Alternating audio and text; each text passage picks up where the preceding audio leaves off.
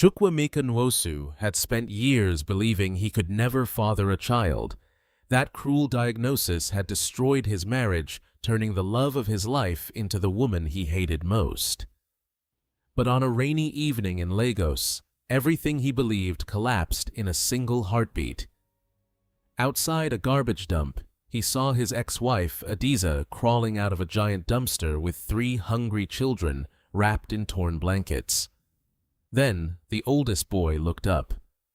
The child's face mirrored his own, the same eyes, the same jawline, the same silent strength. If Chukwuemeka was truly infertile, then whose children had been living in a dumpster all these years? Have you ever watched from Nigeria, Ghana, Kenya, South Africa, the United States, the UK, or somewhere else? Tell us your country and your local time in the comments. And if you enjoy emotional stories filled with hope, justice, and unforgettable twists, don't forget to subscribe so you never miss our next journey. The city of Lagos never truly slept. Before the first rays of sunlight reached the crowded streets, buses were already roaring through traffic. Market women arranged colorful fruits on wooden stalls, and thousands of workers hurried toward another demanding day. From the glittering towers of Victoria Island to the forgotten alleys hidden behind busy highways, 2 completely different worlds existed side by side. High above the city, inside the glass headquarters of Nwosu Holdings, Chukwuemeka Nwosu stood alone before the enormous window of his office. From the 45th floor, Lagos looked magnificent. The Atlantic shimmered under the morning sun. Luxury cars flowed through wide boulevards. Construction cranes reached toward the clouds.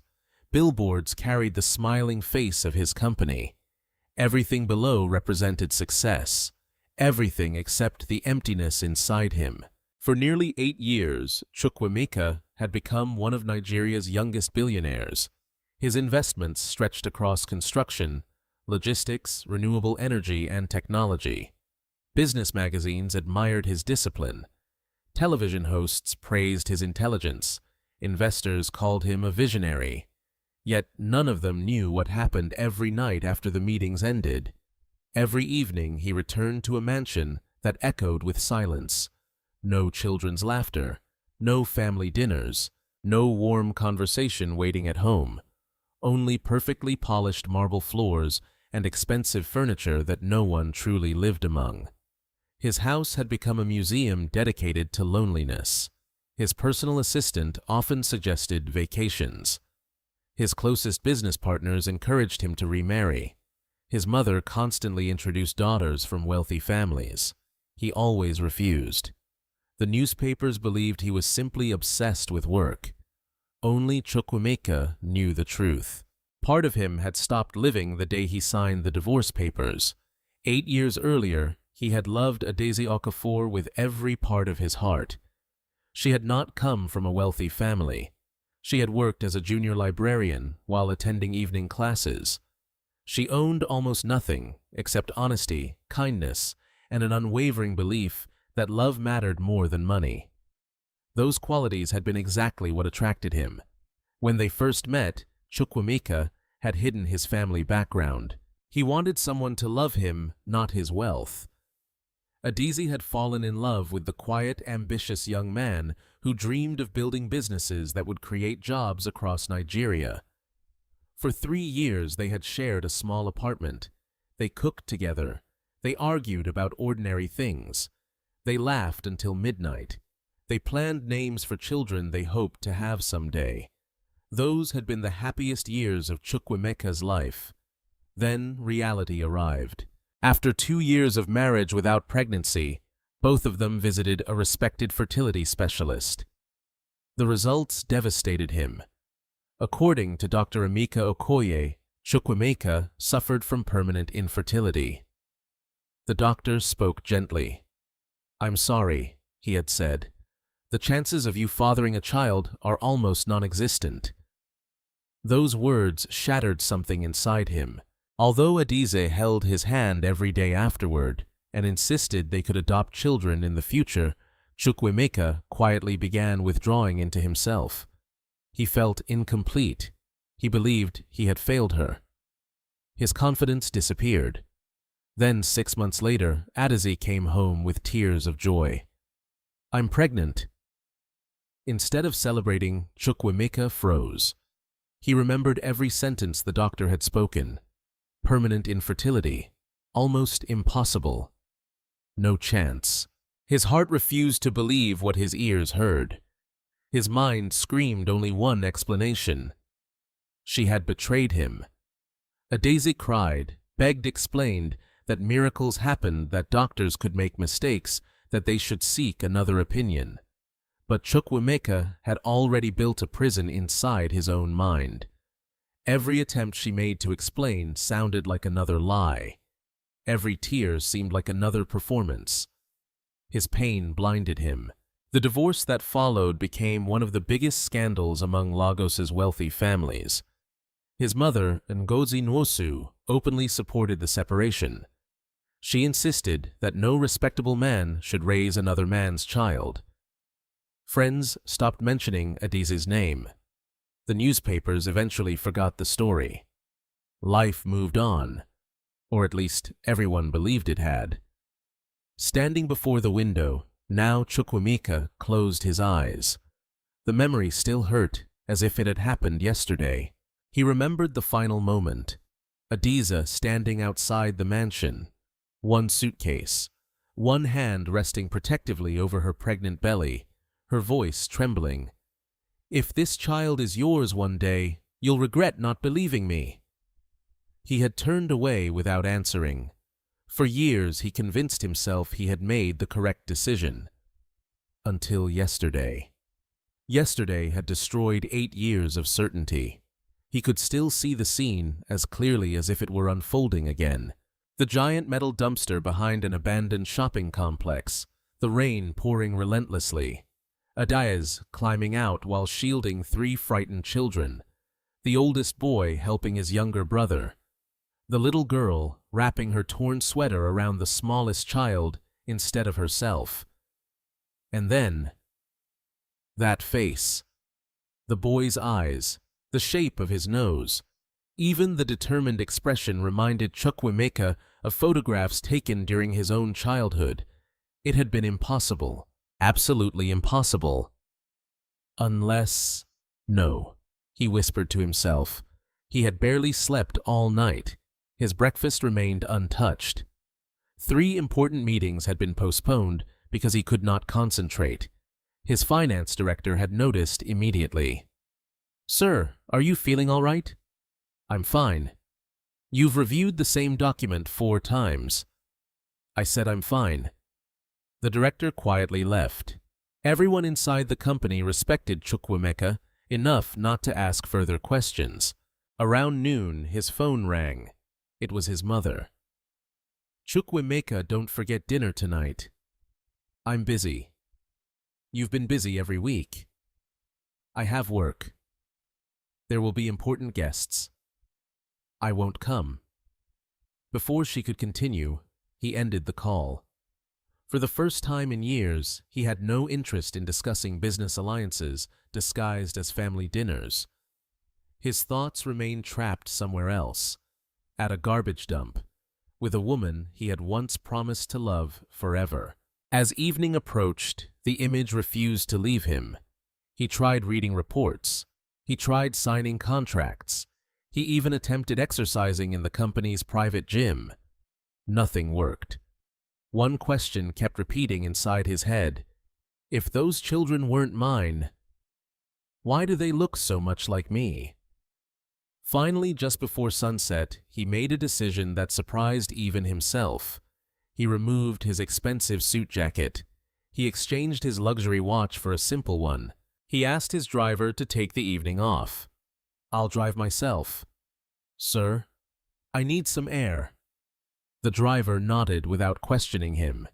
Instead of taking his armored limousine, Chukwuemeka chose an ordinary black SUV from the company garage. He didn't want attention. He didn't want bodyguards. He didn't want anyone recognizing Nigeria's famous billionaire. 40 minutes later, he parked several streets away from the abandoned shopping center. The neighborhood looked even poorer than he remembered. Children chased worn-out footballs barefoot across broken pavement. Street vendors packed away unsold vegetables. Old men sat silently outside tiny shops. The smell of smoke mixed with stale garbage drifted through the humid evening air. He walked slowly toward the place where he had seen Adaeze. His heartbeat grew louder with every step. What if they had already left? What if he had imagined everything? Then he heard a child's laughter, soft, brief, unexpectedly warm. He moved closer until the giant dumpster came into view. A small fire burned nearby. Around it sat 4 familiar figures. Adaeze, the little girl, the youngest boy, and the oldest child, whose face had haunted him since yesterday. Chukwuemeka remained hidden behind a cracked concrete wall. He watched in complete silence. Without realizing it, he had just taken the first irreversible step toward uncovering a truth that would destroy everything he had believed for the last 8 years. The small fire crackled weakly against the cool evening breeze, its orange glow barely pushing back the darkness surrounding the abandoned shopping complex. Chukwuemeka remained hidden behind the cracked concrete wall, careful not to make a sound. For the first time in 8 years, he was close enough to see Adaeze without anger clouding his judgment. She looked older than he remembered, not because of age, because of suffering. The confident young woman who had once filled their tiny apartment with laughter now carried deep lines around her eyes. Her hands were rough, scarred by years of hard labor. The simple dress she wore had been repaired so many times that the original fabric was barely visible beneath dozens of careful stitches. Yet, despite everything life had taken from her, she still carried herself with quiet dignity. She smiled as she divided 4 pieces of bread into 7 smaller portions, 1 for Ifeanyi, 1 for Chidera, 1 for Somto. Then another tiny piece for each of them again. The smallest piece remained in her own hand. "No, Mama." The oldest boy gently pushed his second piece back toward her. "You haven't eaten today." Adaeze smiled softly. "I had food while cleaning the market." Ifeanyi shook his head. "You always say that. And it's always true." "It isn't." The boy's voice remained respectful but determined. "I watched you all day." For a brief moment, Adaeze looked away. She had no answer. Chukwuemeka felt something tighten painfully inside his chest. She was lying, not to manipulate her children, not to gain sympathy, only to convince them that she was not hungry. Without another word, Ifeanyi quietly split his own portion into 2 equal pieces and placed one into his mother's hand. "You taught us that families share." Adaeze's eyes became moist. "So, today we share." She kissed his forehead. "You've grown into such a good young man." "I learned from you." Those simple words struck Chukwuemeka harder than any business failure ever had. 8 years. 8 years without him. Yet, somehow, his son, if the impossible were true, had become the kind of young man he himself had always hoped to raise. Nearby, Chidera carefully wrapped half of her bread inside a clean cloth. Somto noticed immediately. "Aren't you eating?" she smiled. "I'm saving it." "For tomorrow?" "No." She looked toward an old man sleeping beneath a broken bus shelter across the street. "For Grandpa Musa." "The old man who can't walk well." She nodded. "He didn't find any food today." Somto immediately tore his own piece in half. "Then he can have mine too."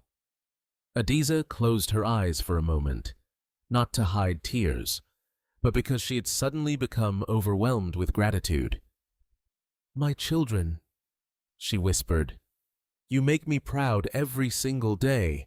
Watching from the shadows, Chukwuemeka lowered his head. He remembered another evening many years ago. Adaeze had once insisted they give their last bag of rice to a widowed neighbor whose children had gone hungry. He had laughed and asked what they themselves would eat, She had smiled exactly the same way. God always provides. He had teased her for being too optimistic. The next morning, an unexpected freelance contract had doubled his monthly income. She never claimed it was a miracle.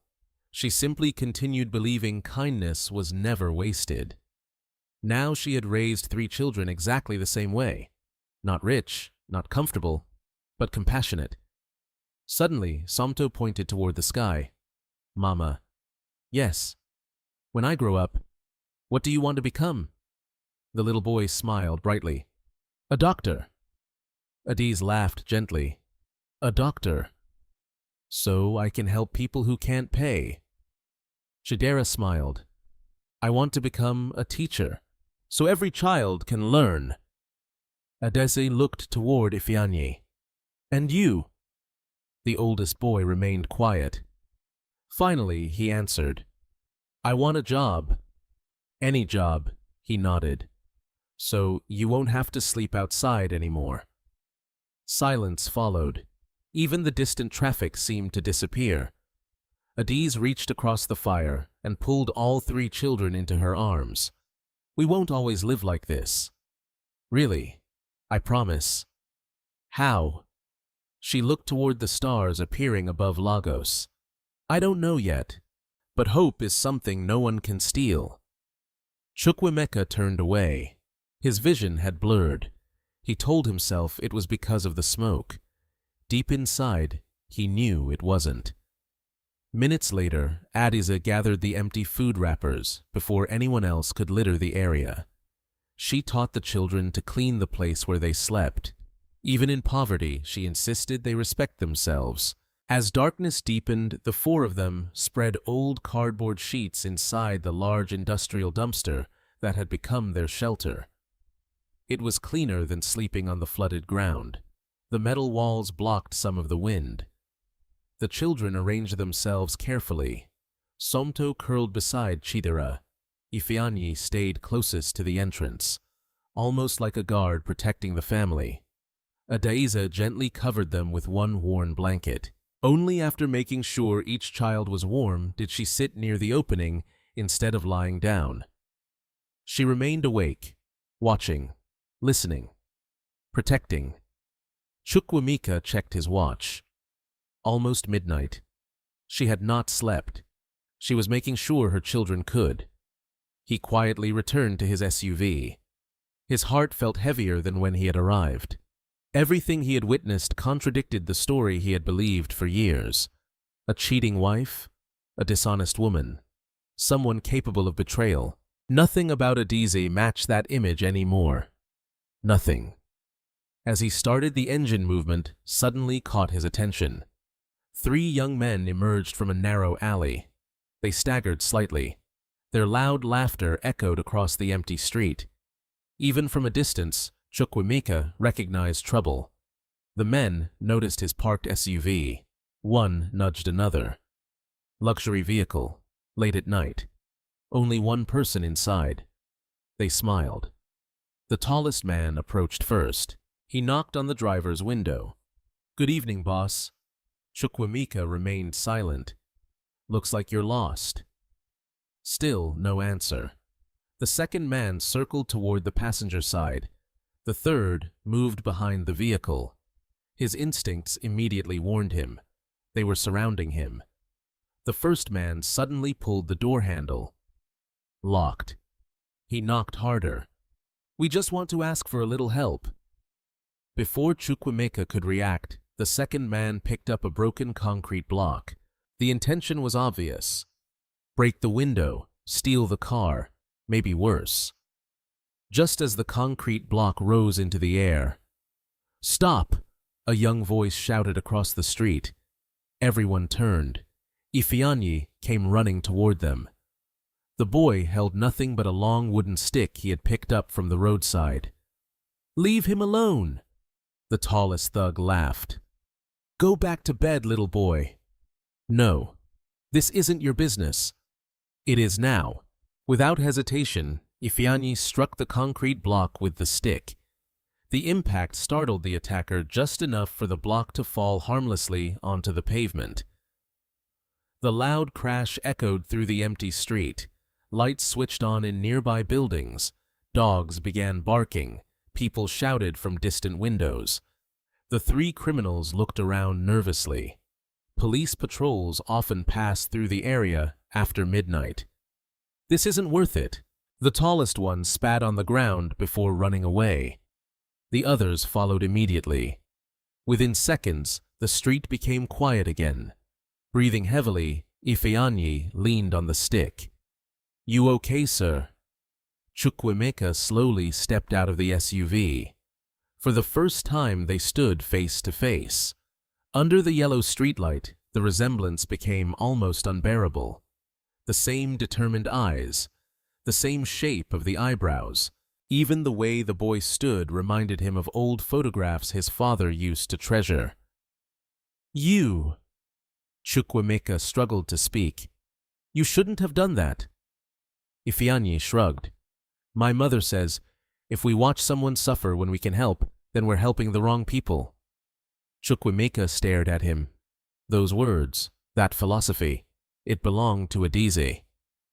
The boy smiled politely. "You should go home now, sir. It's dangerous here." Then, before Chukwuemeka could ask a single question, Ifeanyi turned and disappeared into the darkness, returning to the only home he had ever known, the rusted dumpster where his family slept. Chukwuemeka remained frozen beside his vehicle. For years he had believed he had lost nothing but a marriage. Tonight, for the first time, he realized he might have lost something infinitely greater. He might have been watching his own son walk away. The image of the silver ring refused to leave Chukwuemeka Nwosu's mind.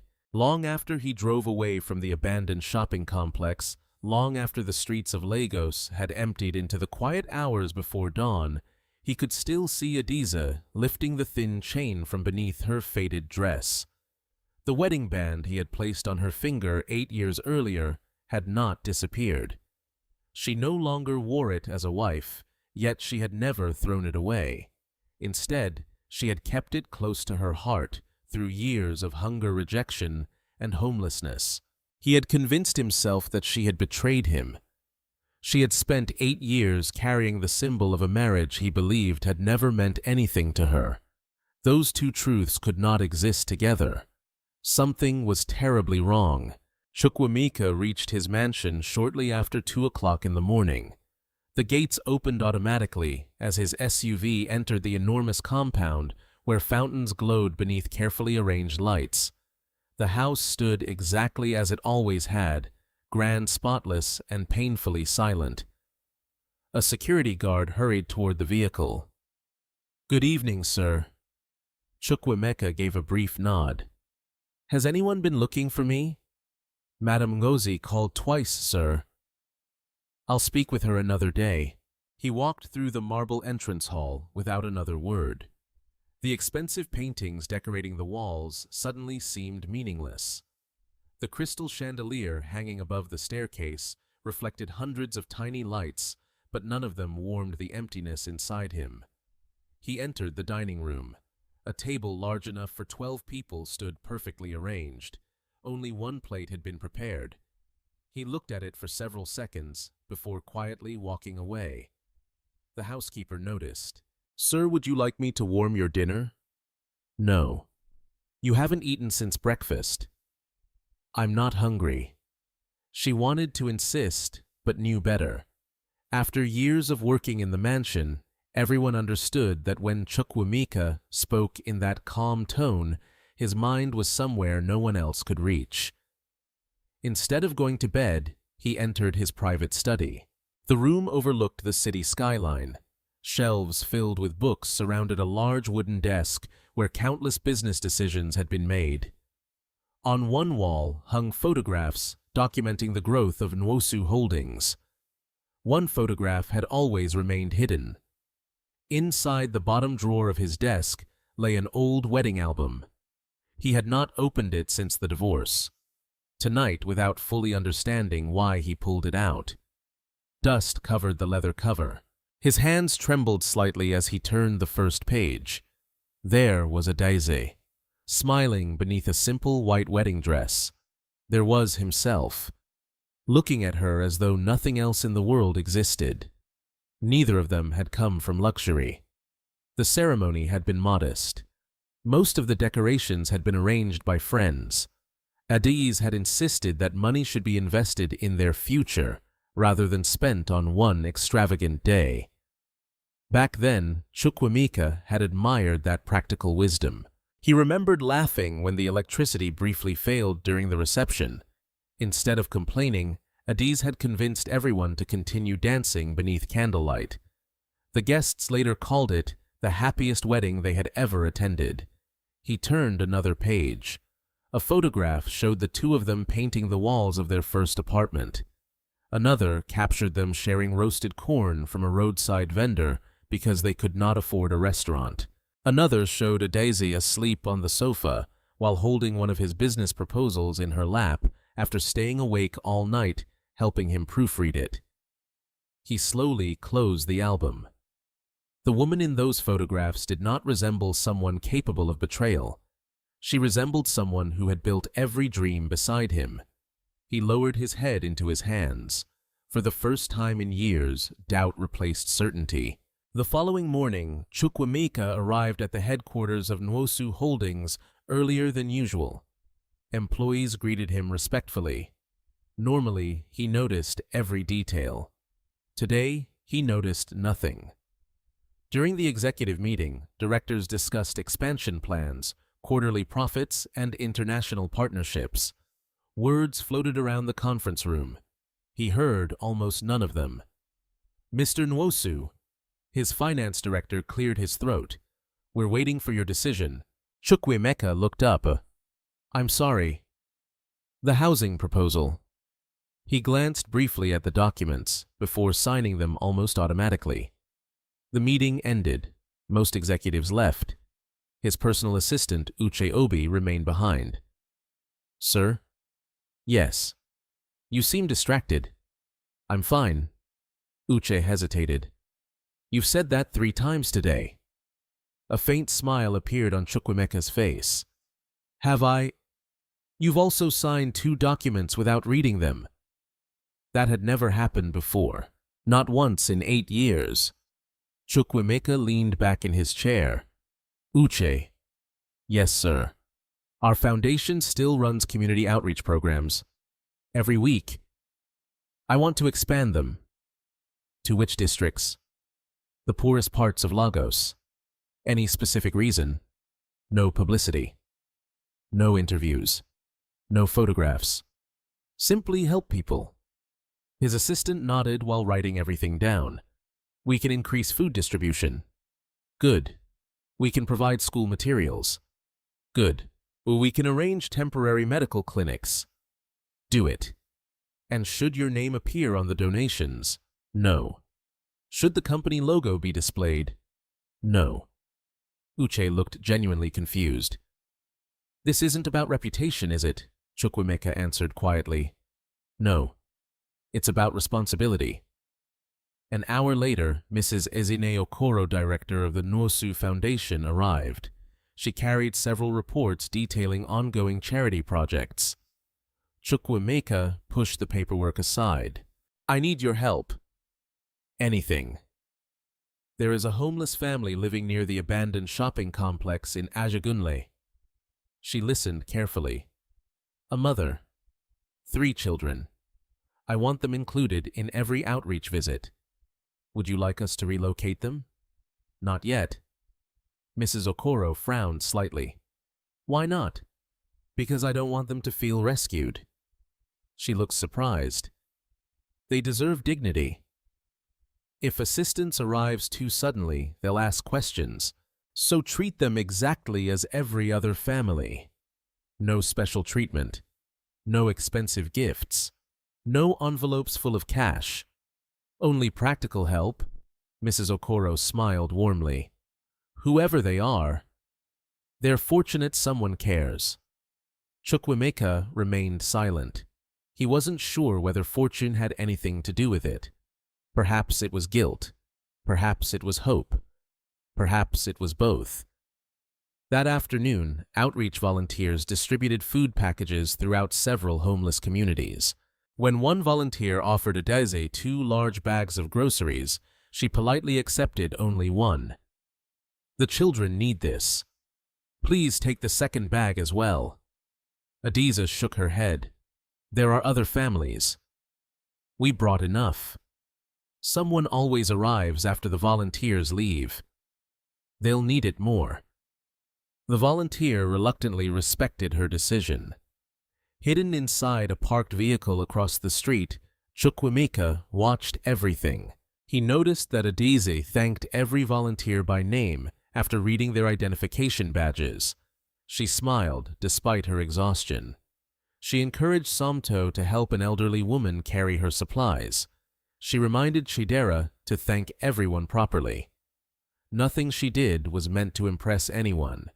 She behaved the same way even when she believed nobody important was watching. Later that evening, after the volunteers had left, the children gathered around the small food parcel. Ifeanyi immediately counted the items. "There are 6 loaves. That's enough for several days." Adaeze nodded. "We'll make them last." Somto reached for 1 loaf before stopping. "Mama." "Yes." "Can we share one with Grandpa Musa?" The elderly homeless man slept beneath a nearby bus shelter every night. Adaeze smiled proudly. "What do you think?" Ifeanyi answered first. "We should." Chidera agreed. "He shared his blanket with us during the last storm." Without another word, the children wrapped 1 loaf carefully and carried it across the street together. Chukwuemeka watched them disappear into the darkness. No cameras, no applause, no recognition. Only kindness passed from one poor family to another. As the children returned, laughing with Grandpa Musa's blessings still echoing behind them, Chukwuemeka realized something that unsettled him more deeply than ever before. Poverty had taken Adaeze's home. It had taken her comfort. It had taken her security. But it had failed to take away the values they once built together. Watching her children share their only bread with someone even hungrier than themselves, Chukwuemeka finally admitted the thought he had been resisting since the night he first saw them. A woman capable of raising children like these could not possibly be the woman he had accused of betraying him. Somewhere in the past, someone had lied, and for the first time, Chukwuemeka knew he would not stop searching until he uncovered the truth. The next morning, Chukwuemeka Nwosu woke with a determination he had not felt in years. Watching Adaeze and the children had changed something inside him, but emotion alone could not answer the questions tormenting his mind. If he truly wanted the truth, he needed facts. He arrived at Nwosu Holdings before sunrise. Instead of reviewing investment reports, he opened an old folder stored in his private cabinet. On its cover were 2 words he had not read in 8 years. Divorce file. Inside were court papers, financial settlements, and the medical report that had destroyed his marriage. He stared at the report signed by Dr. Emeka Okoye. The diagnosis was clear: permanent infertility, probability of natural conception extremely low. At the time, those words had sounded like a final judgment. Now they felt strangely incomplete. He read every page again. Then again. Something caught his attention. The laboratory number printed on one page did not match the reference number on another. It was a tiny inconsistency.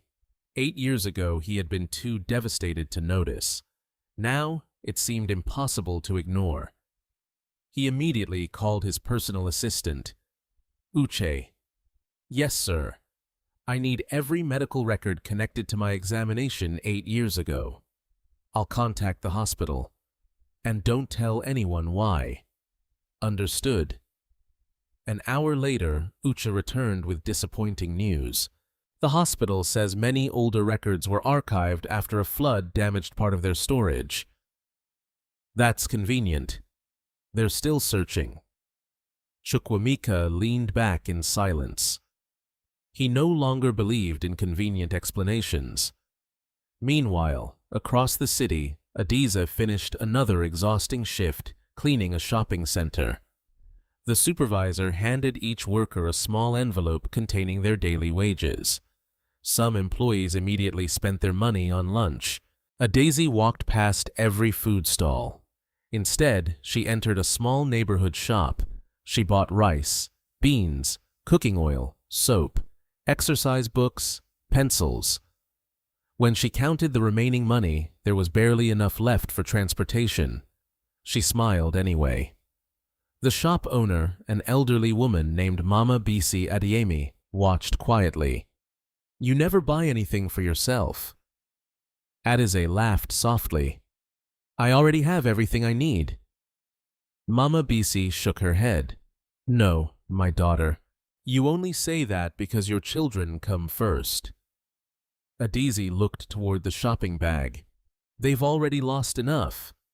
They shouldn't lose their childhood too." The older woman reached beneath the counter and placed 2 oranges into the bag. "I didn't pay for these." "I know. They're a gift. I can't accept charity." Mama Bisi smiled warmly. "Then consider them payment." "For what?" "For reminding me that good mothers still exist." Adaeze's eyes filled with gratitude. "Thank you." She left before tears could fall. Unknown to both women, Chukwuemeka had followed from a distance. He had expected to see someone struggling. He had not expected to witness such quiet strength. He watched Adaeze return to the dumpster. The children greeted her with excited smiles. "Mama! We cleaned everything." Ifeanyi proudly pointed toward their shelter. The cardboard had been replaced. The area around the dumpster had been swept clean. Even small flowers growing through broken concrete had been watered using leftover rainwater. Adaeze smiled. "You've all been busy." Somto hugged her tightly. "I was good today." "I know." "How?" "I can always tell." The little boy laughed. After dinner, Adaeze opened the exercise books she had purchased. "Homework first." "But school's over," Chidera complained playfully. "Learning never ends." She divided the children into different lessons. Ifeanyi practiced mathematics. Chidera read aloud from an old English textbook. Somto slowly copied the alphabet. The lesson lasted almost 2 hours. Every mistake became another opportunity to encourage them. Never once did Adaeze raise her voice.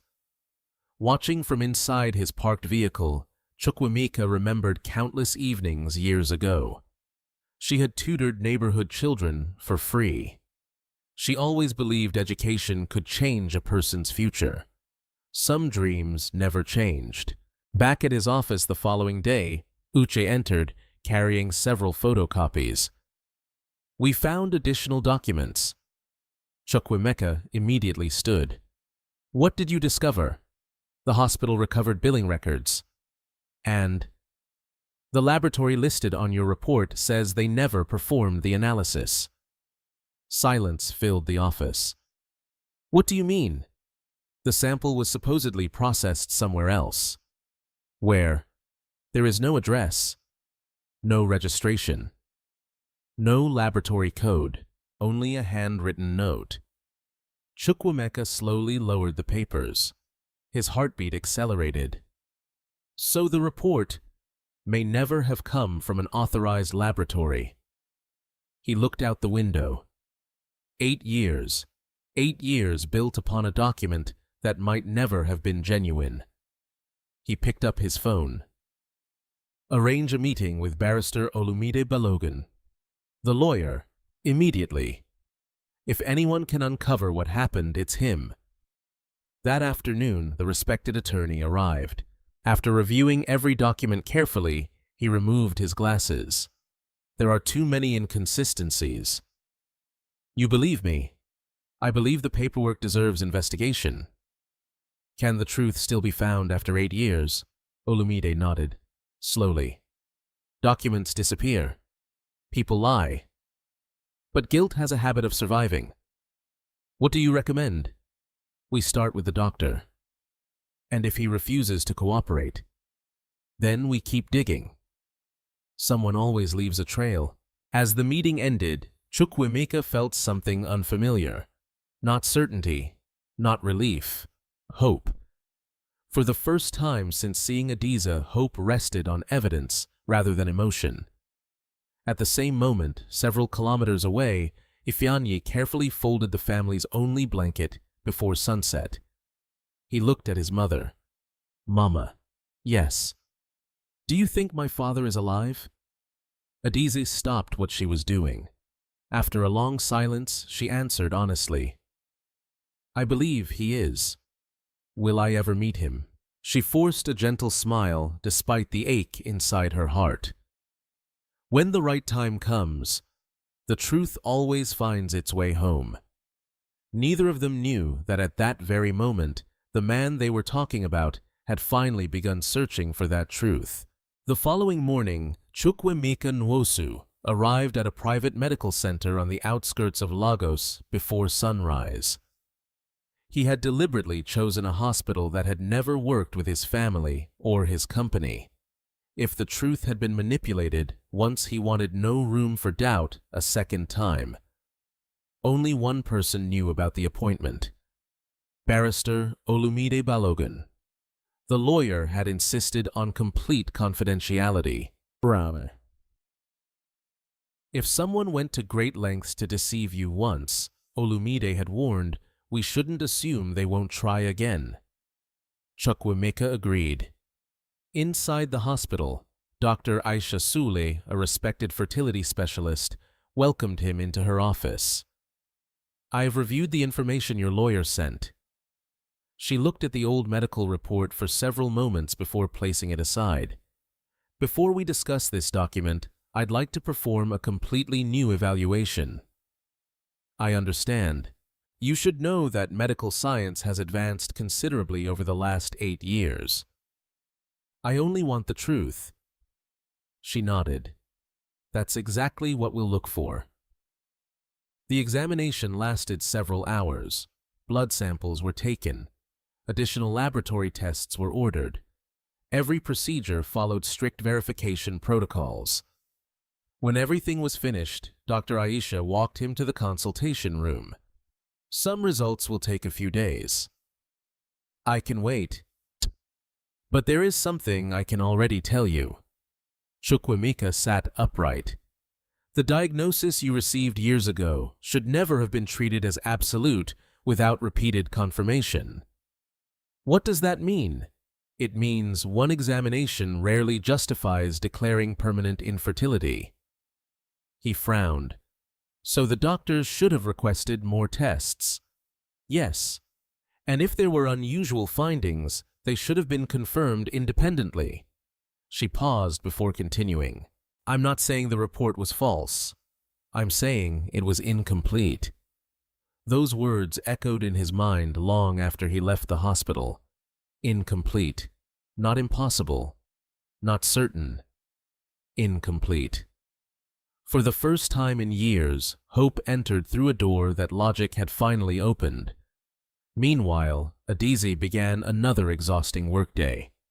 Her cleaning company had received a contract to prepare an office building before new tenants moved in. The work was physically demanding. She scrubbed staircases, polished windows, carried buckets from one floor to another. By midday, sweat soaked through her faded uniform.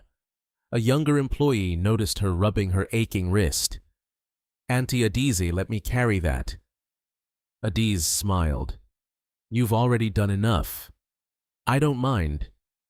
You'll hurt your own back. The young woman laughed. You always worry about everyone else. That's what mothers do. Nearby, the supervisor overheard the conversation. He walked over, carrying a clipboard. Adaeze. Yes, sir. I've noticed you're always the last person to leave. She looked uncertain. I don't want unfinished work. He nodded thoughtfully. There's an opening. What kind? Cleaning supervisor. Her eyes widened. I don't have the qualifications. You have something better. And what's that? Everyone trusts you. He explained that the position paid slightly more and involved organizing work schedules rather than performing all the heavy lifting herself. Adaeze hesitated. If I accept, yes. Can I still finish early enough to be with my children every evening? The supervisor smiled. That's the first question you ask. They come before everything. You can leave at 5. Then, she smiled for the first time that day. I'd be honored. Across the city, Chukwuemeka sat inside his SUV, watching from a distance as Adaeze finished work. He had no intention of interfering. He simply wanted to know she was safe. When she emerged from the building, she didn't celebrate her promotion by buying something for herself. Instead, she walked into a bookstore. She purchased 3 second-hand storybooks, 1 mathematics workbook, a box of colored pencils. Then she hurried home. Chukwuemeka quietly followed. As evening arrived, the children surrounded her excitedly. Mama, you brought books. Chidera hugged them against her chest. Can I read first? We'll share. Ifeanyi carefully examined the mathematics workbook. It's almost new. Somto held up the colored pencils as though they were treasure. We have colors now. Adaeze laughed. Only if you promise not to lose them. We promise.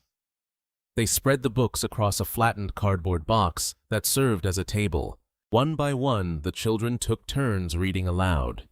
When Somto struggled with a difficult word, Chidera patiently helped him sound out every letter. Adaeze watched proudly. Learning together makes everyone stronger.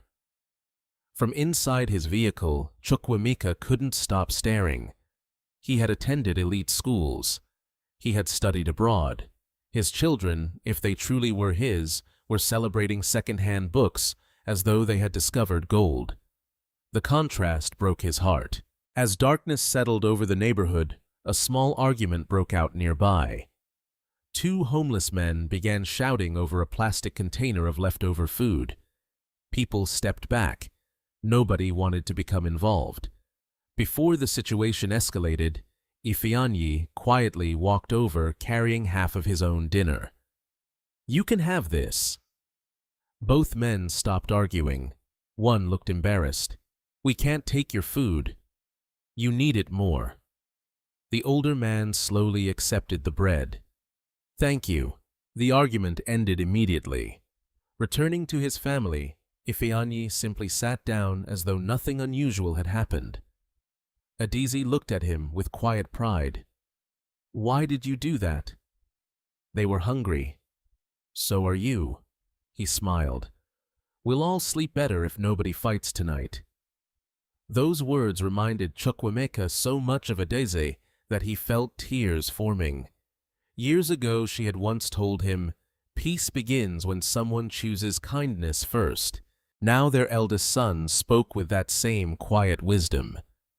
The following afternoon, Barrister Olumide arrived at Chukwuemeka's office carrying a thick folder.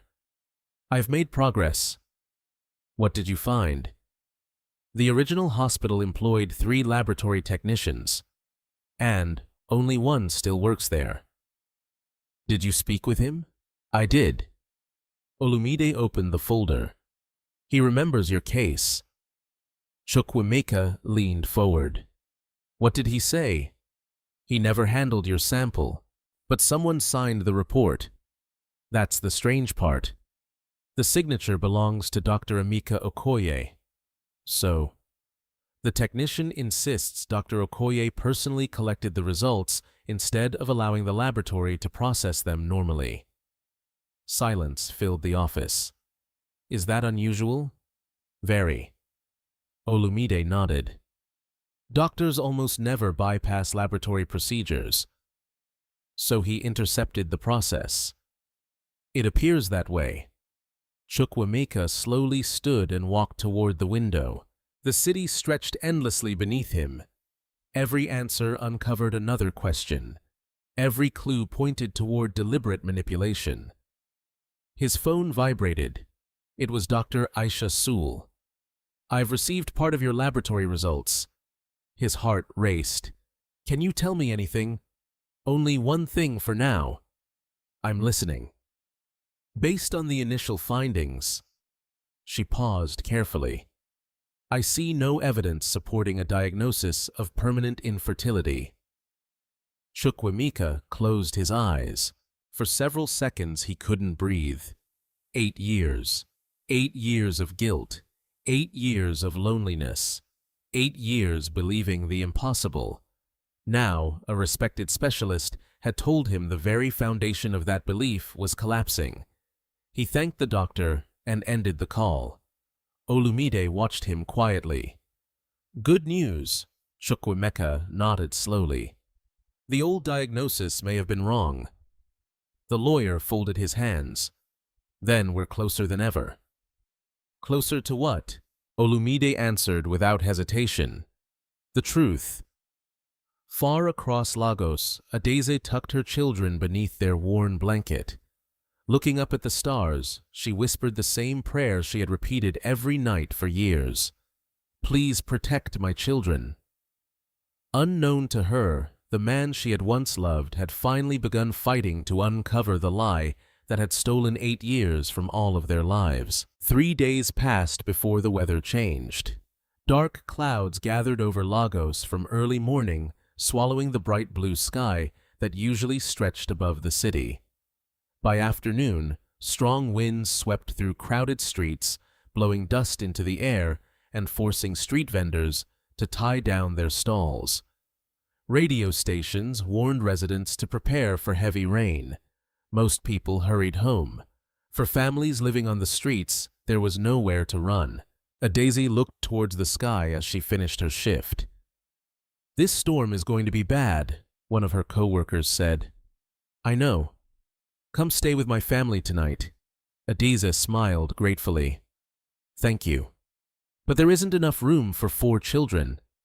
"You mean 3 children. And 1 tired mother." The women laughed softly. "I'll manage." Her co-worker squeezed her hand. "I wish you didn't have to." Adaeze hurried back toward the abandoned shopping complex.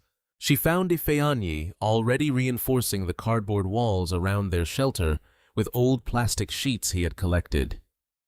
Chidera was tying pieces of rope around the entrance.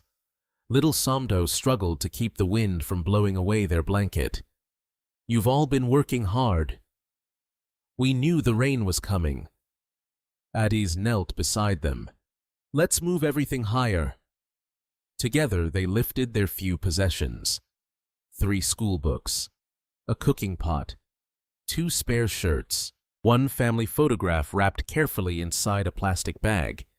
The old wedding ring still hung beneath Adeeze's dress. She instinctively touched it before helping the children. By evening, rain began falling. At first it was gentle. Then the wind became violent. Within minutes, water flooded the broken pavement surrounding the dumpster. The children huddled together. "Mama," Somto whispered. "I'm scared." Adaeze hugged him. "I'm here." "The rain sounds angry." "It will pass." She hoped she sounded more confident than she felt. Several kilometers away, Chukwuemeka sat inside his office, reviewing reports when lightning flashed across the city. His eyes drifted toward the window. The storm immediately reminded him of Adaeze and the children. Without thinking, he stood. His assistant looked surprised. "Sir?" "Cancel my evening appointments." "You have dinner with foreign investors." "Reschedule." "The meeting has been planned for months." "It can wait." 20 minutes later, he was driving through sheets of rain toward the abandoned shopping complex. Traffic moved slowly. Several roads had already begun flooding. The windshield wipers struggled to keep up. By the time he arrived, the storm had become terrifying. Rain hammered the metal dumpster. Wind ripped plastic sheets from nearby shelters. People ran in every direction searching for cover. Then he saw it. The dumpster where Adaeze and the children lived had begun shifting. Floodwater rushed beneath its wheels. One side slowly lifted. The heavy container was moving. Inside, the children screamed. "Mama!" Adaeze pushed desperately against the metal wall. "It won't hold!" Water poured through the opening. The cardboard bedding floated away. Somto started crying. Chidera wrapped both arms around him. Ifeanyi tried to push the door open against the force of the water. It barely moved. At that exact moment, Chukwuemeka jumped from his SUV. Ignoring the rain, he sprinted toward the container. Several nearby men shouted, "Don't go! It's dangerous!" He didn't stop. The current reached above his knees. The dumpster shifted again. Adaeze looked toward the entrance. For one brief second, their eyes met. Shock froze both of them. "Chukwuemeka," she whispered. He grabbed the metal door with both hands. "Push from inside." Ifeanyi immediately understood. He threw his shoulder against the door. Chidera helped. Adaeze joined them. Together, they forced the heavy entrance open just enough. "Children first," Chukwuemeka shouted. He reached inside. Somto came out first. The little boy clung tightly to his neck. Next came Chidera. She slipped on the flooded pavement, but Chukwuemeka caught her before she fell. Ifeanyi. The oldest boy helped Adaeze climb toward the opening. Just then, another powerful gust of wind struck. The dumpster lurched violently. Its rear wheels lifted. "Move!" Chukwuemeka yelled. He grabbed Adaeze's arm while Ifeanyi jumped free. Seconds later, the huge metal container rolled sideways into deeper floodwater with a deafening crash. Everyone stared silently. Their only shelter had disappeared. Somto buried his face against Adaeze's shoulder. "Our home." Adaeze looked at the rushing water. She could not answer. There was nothing left. Everything they owned had vanished. Chukwuemeka looked around. The rain showed no sign of stopping. Nearby buildings had already closed. The children were shivering uncontrollably. "You can't stay here." Adaeze remained silent. "I know a place." "No. You need shelter." "We'll find somewhere." "The children are freezing." She looked at him carefully. "I don't want your pity." "This isn't pity." "What is it then?" He hesitated. "I couldn't leave you here." Lightning flashed again. Thunder shook the ground. Somto began coughing. Ifeanyi quietly stepped closer to his mother. "Mama." She looked down. "I'm cold." Those simple words broke her resistance. Chukwuemeka removed his jacket and wrapped it around Somto. The little boy looked up. "Thank you, sir." Chukwuemeka forced a small smile. "You're welcome." He turned toward Adaeze. "My foundation operates a temporary shelter about 15 minutes from here. You don't have to stay. You don't owe anyone anything. The children only need a warm place tonight." Adaeze looked at her 3 exhausted children. Every maternal instinct told her to refuse. Every practical instinct told her she had no choice. Finally, she nodded once. "Only tonight." Relief spread across Chukwuemeka's face. He opened the SUV doors. The children climbed inside. For the first time in years, they sat in comfortable seats. Warm air flowed from the heater. Somto sighed happily. "It feels nice." Chidera smiled shyly. "I've never ridden in a car like this." Ifeanyi looked at Chukwuemeka. "You saved us." "No." Chukwuemeka answered quietly. "We saved each other." The words surprised even him. The drive remained almost silent. Rain continued pounding against the roof. Adaeze stared out the window. Neither she nor Chukwuemeka spoke. There were too many unanswered questions between them. 15 minutes later, they arrived at one of the emergency housing centers funded by the Nwosu Foundation. The manager rushed outside with umbrellas. Mr. Chukwuemeka interrupted him with a subtle shake of his head. The man immediately understood. No special treatment. Of course. The family received dry clothes, hot soup, clean towels, a simple private room with 4 beds. Nothing luxurious, just safety. As Somto fell asleep almost immediately after eating, Chidera whispered, "This is the nicest place we've stayed." Ifeanyi quietly thanked every staff member who entered the room. Adaeze watched all of it with mixed emotions. Before closing the door, she turned toward Chukwuemeka.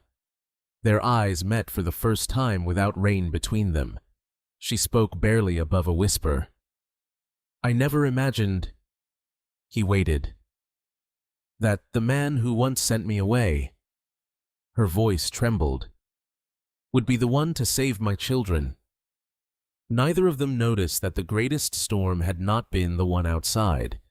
The real storm had only begun. For the first time since their divorce, Chukwuemeka and Adaeze would have to face each other, not as enemies separated by lies, but as 2 wounded people standing on the edge of a truth that could change every life forever. Morning sunlight filtered through the curtains of the emergency shelter, replacing the frightening sounds of the previous night's storm with birdsong and distant traffic. For the first time in many months, Adaeze and her children had slept on real beds instead of damp cardboard inside a rusted dumpster. Somto was the first to wake. He stretched slowly before looking around the room in amazement. "Mama," Adaeze smiled gently. "Good morning." "Did the rain stop?" "Yes." He jumped off the bed and ran to the window. "The sky is blue again." Chidera sat up, rubbing her eyes. "I forgot what a mattress feels like." Ifeanyi quietly folded his blanket before anyone asked him to. Old habits remained. Even in comfort, he behaved with discipline. A volunteer knocked softly before entering. "Breakfast is ready whenever you're ready." She placed fresh bread-boiled eggs, fruit, and warm tea on the table. Somto stared with wide eyes. So much food. Adaeze immediately noticed the way her youngest son looked at the meal. She knew what he was thinking. He wasn't wondering what tasted best. He was wondering whether he was allowed to eat all of it. She gently touched his shoulder. "It's for us." "Really?" "Yes." The little boy smiled. Then instead of grabbing the food, he waited until everyone else had been served. Watching him, the volunteer quietly wiped away a tear before leaving the room. Across the hallway, Chukwuemeka had arrived early that morning. He had barely slept. Every conversation he imagined with Adaeze ended differently. Sometimes she forgave him. Sometimes she walked away. Sometimes she never looked at him again. None of those possibilities frightened him as much as one simple truth. He deserved every word of anger she might speak. The shelter manager approached. "They've finished breakfast." Chukwuemeka nodded. "I'll speak with her." "Would you like someone present?" "No. This should be private." He stood outside the room for several seconds before knocking. Adaeze opened the door. The moment their eyes met, neither of them spoke. Years of memories filled the silence. Finally, she stepped aside. "You can come in." The children looked up from the table. Somto smiled politely. "Good morning, sir." "Good morning." Chidera thanked him again for helping them during the storm. Only Ifeanyi remained quiet. He continued studying Chukwuemeka with curious eyes, almost as though trying to understand why this stranger felt strangely familiar. Adaeze turned toward the children. "Would you give us a few minutes?" The 3 nodded. They walked outside with one of the volunteers. The room became silent once more. Chukwuemeka took a slow breath. How are you? Adaeze almost laughed. That's your first question. We haven't seen each other in 8 years. I know. You watched me lose everything. I know. You believed I betrayed you.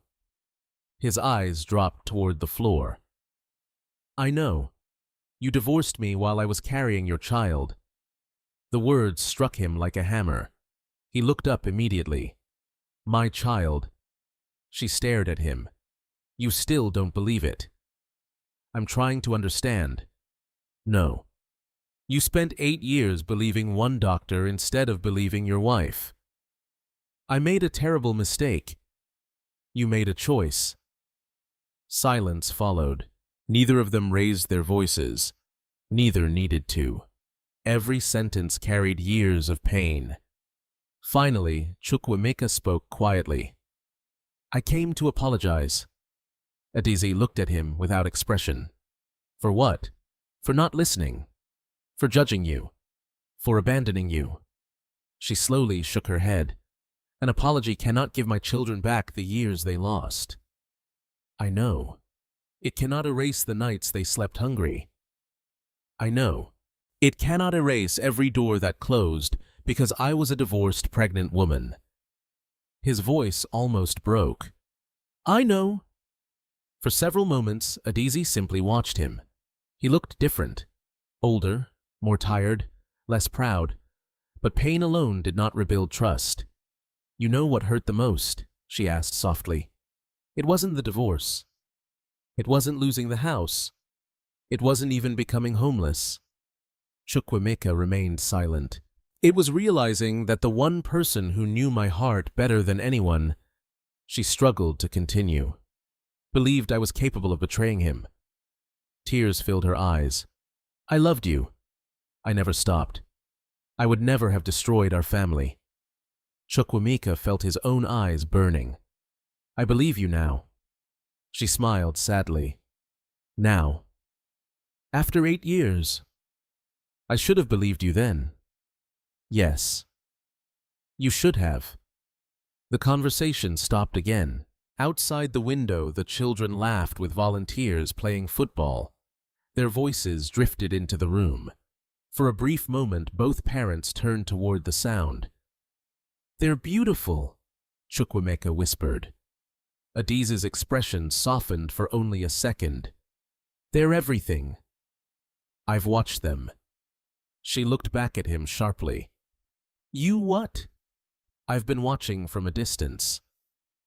I wanted to know you were safe. You followed us.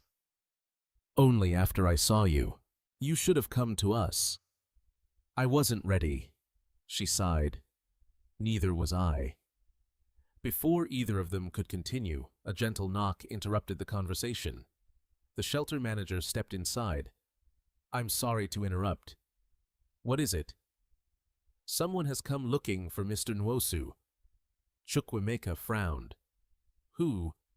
The manager hesitated. Your mother. His expression changed instantly. My mother. She's outside. Adaeze stiffened. The name alone reopened old wounds. 8 years earlier, Ngozi Nwosu had never accepted her as a daughter-in-law. She had repeatedly insisted that Chukwuemeka deserved a richer, more influential wife. After the pregnancy, she became one of the loudest voices demanding divorce. Adaeze still remembered every cruel word. I don't want to see her, she said quietly. You won't have to. Chukwuemeka answered. I'll speak with her. He walked outside. Ngozi stood beside a luxury vehicle wearing an elegant designer outfit that contrasted sharply with the humble surroundings. The moment she saw him, she frowned. What are you doing here? I could ask you the same question. I heard from your assistant that you've been disappearing every evening. So you followed me. I was worried. No. You were curious. Her expression hardened. I don't like your tone. I'm tired of pretending. She looked toward the shelter building. Who's inside? Chukwuemeka answered honestly. Adaeze. For the first time, genuine shock crossed Ngozi's face. What? And the children? She laughed nervously. Surely you're not still thinking about that woman? I am. After everything she did. What if she did nothing? Silence. His mother studied his face carefully. What are you implying? I'm reopening the investigation. Her smile disappeared completely. What investigation? My medical diagnosis. For the briefest moment, Chukwuemeka noticed something unusual. Fear. It flashed across his mother's face before disappearing. The expression lasted less than a second, but he saw it, and once he saw it, he could not forget it. Something inside Ngozi Nwosu had just betrayed her. She recovered quickly. This is nonsense. Perhaps. But I'll know soon enough. He turned away before she could stop him. As he walked back toward the shelter, one question echoed inside his mind. Why had his mother looked frightened? The answer he sensed was closer than ever. Chukwuemeka could not forget the expression on his mother's face. It had lasted only a fraction of a second, but years of negotiating business deals had taught him to notice what other people tried to hide. Confidence could be rehearsed. Anger could be controlled. Fear was much harder to disguise. Ngozi Nwosu had been afraid. The question was simple. Afraid of what? That afternoon, after ensuring Adaeze and the children were comfortable at the shelter, Chukwuemeka drove directly to Barrister Olumide Balogun's office. The lawyer looked up as soon as he entered. You've seen something? Chukwuemeka nodded. My mother. What happened? I told her I'm reopening the investigation. And... For one moment, he paused. She looked terrified. Olumide folded his hands thoughtfully. Fear usually means one of two things. What are they? A guilty conscience. Or knowledge someone else doesn't have. Chukwuemeka sat down heavily. I need the truth. Then we'll follow the evidence. The lawyer opened a notebook already filled with names and dates. I've continued looking into Dr. Emeka Okoye. What did you find? He retired unexpectedly 6 years ago. So, he was only 53. That's young. Very. And after retirement, he disappeared.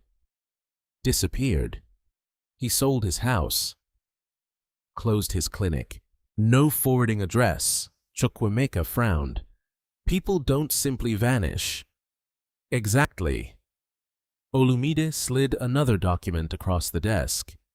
I also found something else. It was a financial statement. Several unusually large deposits had entered Dr. Okoye's account shortly before Chukwuemeka's divorce. The sender's name had been hidden behind corporate transfers. When did these payments happen? The same month you received the infertility diagnosis. Silence filled the office. You think someone paid him? I don't know. But the timing deserves attention. Chukwuemeka looked at the figures again. The amount was enormous, far beyond an ordinary doctor's salary. If money changed hands, he whispered, someone wanted my marriage destroyed.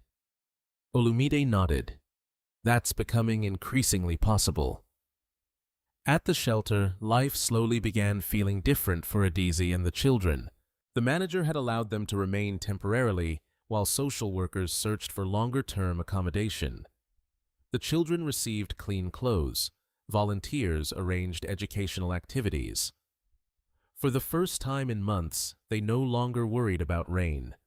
Somto loved the playground behind the shelter. Every afternoon, he laughed with other children. Chidera spent hours reading books from the small library.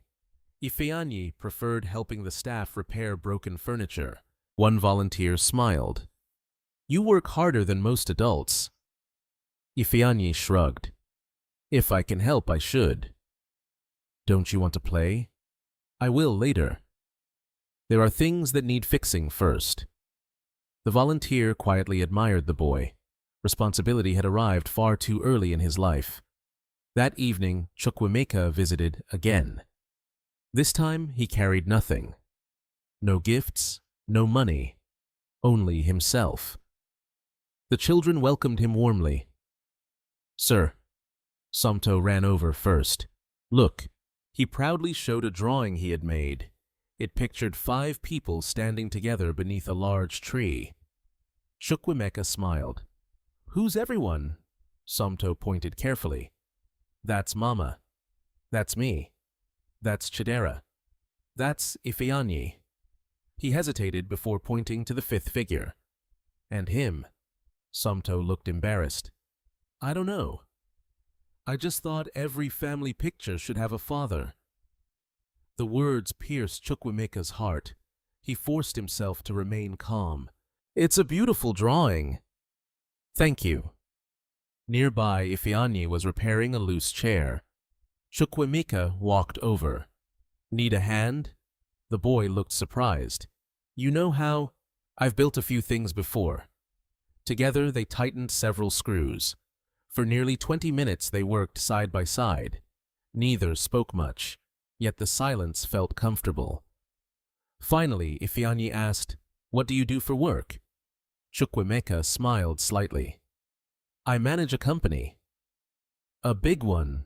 Sometimes it feels too big." The boy laughed. "I'd like to own a company one day." "What kind?" "One that gives people jobs." "Why?" "So fathers don't have to leave their families to look for work." Chukwuemeka stopped turning the screwdriver. He looked at the boy. "That's a wonderful dream. My mother says people matter more than money." He swallowed hard. "Your mother is very wise." Across the courtyard, Adaeze quietly watched them.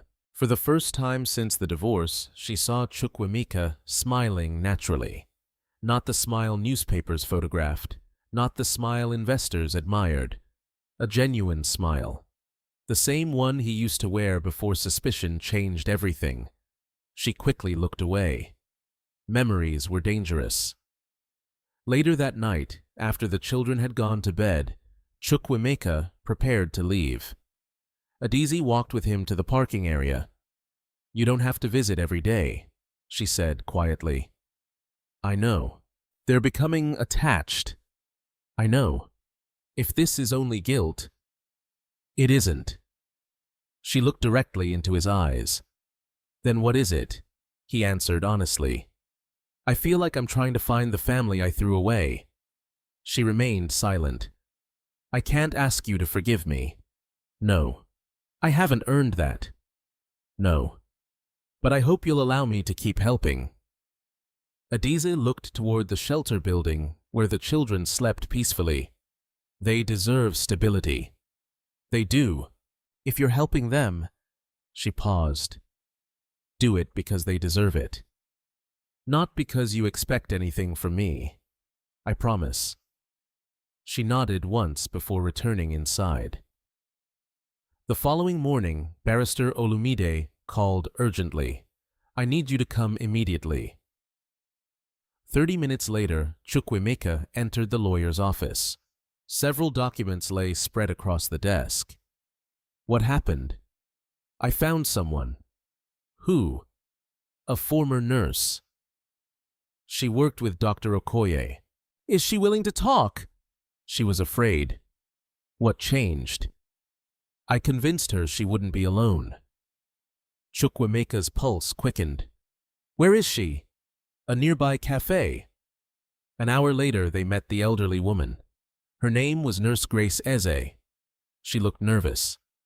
"I never wanted trouble," she whispered. Olumide spoke gently. "We're only asking for the truth." The nurse looked toward Chukwuemeka. "I remember your case." His heart pounded. "What do you remember? You and your wife came together." "Yes." "You loved each other." He nodded slowly. "What happened after the tests?" Grace hesitated. "I wasn't supposed to see it." "See what?" "I saw Dr. Okoye arguing with someone." "Who?" "I couldn't see her face clearly." Why not? She wore a large hat and sunglasses. The nurse closed her eyes, trying to remember. But I heard something. What? The woman said. Grace's voice trembled. This marriage must end before that girl gives birth. Silence. Complete silence. Chukwuemeka felt the room spinning. Are you certain? The nurse nodded. I'll never forget those words. Did you recognize the woman's voice? Grace lowered her head. I think I did. Who was she? Before she could answer, her phone suddenly rang. She looked at the screen. Her face turned pale. What is it? Olumide asked. The nurse slowly showed them the display. Unknown number. She whispered only 4 words. They found me already. The phone continued vibrating in Nurse Grace Eze's trembling hand. No name, no number. Only the words, unknown caller. No one spoke. The tiny sound of the vibration seemed unnaturally loud inside the quiet cafe. Grace quickly rejected the call. Almost immediately the phone rang again. She switched it off without answering. Barrister Olumide watched her carefully. Has this happened before? The elderly nurse nodded. Twice this week. You never mentioned it. I didn't think it mattered. What changed? She looked directly at Chukwuemeka. After I agreed to meet you, the calls became more frequent. Chukwuemeka leaned forward. Do you believe someone is trying to intimidate you? I don't know. But after all these years, why would anyone suddenly start calling? No one had an answer. Olumide broke the silence. Grace, you said you recognized the woman's voice. I think so. Who was she? The nurse hesitated.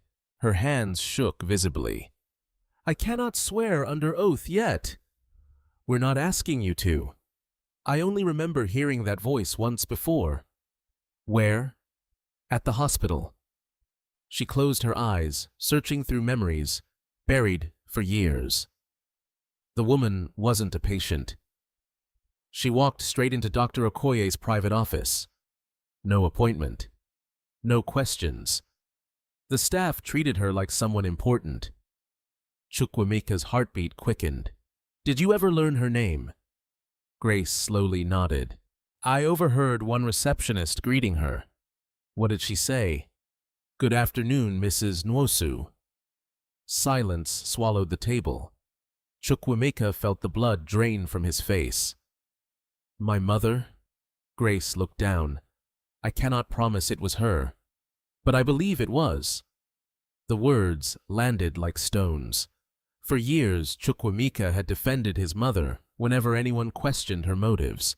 She had been strict, demanding, controlling, but he had never imagined she could destroy an entire family. Olumide remained calm. This is important. But suspicion isn't enough. We need proof.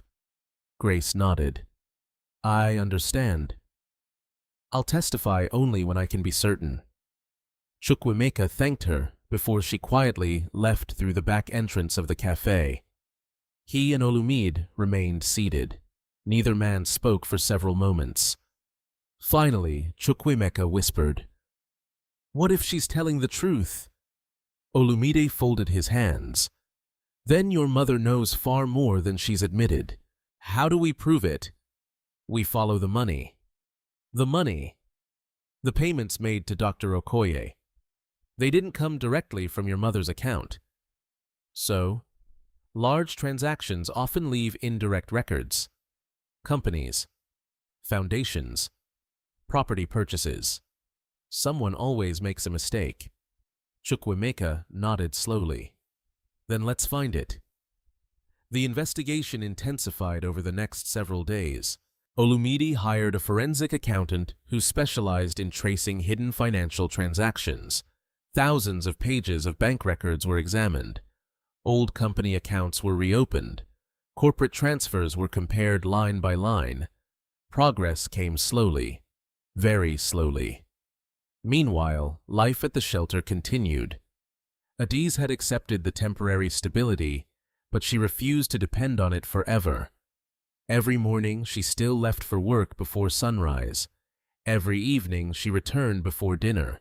She insisted that her children maintain normal routines: homework, reading, cleaning their room, helping younger children at the shelter. One afternoon, the shelter manager approached her. "Adaeze." "Yes. We've received several offers." "What kind?"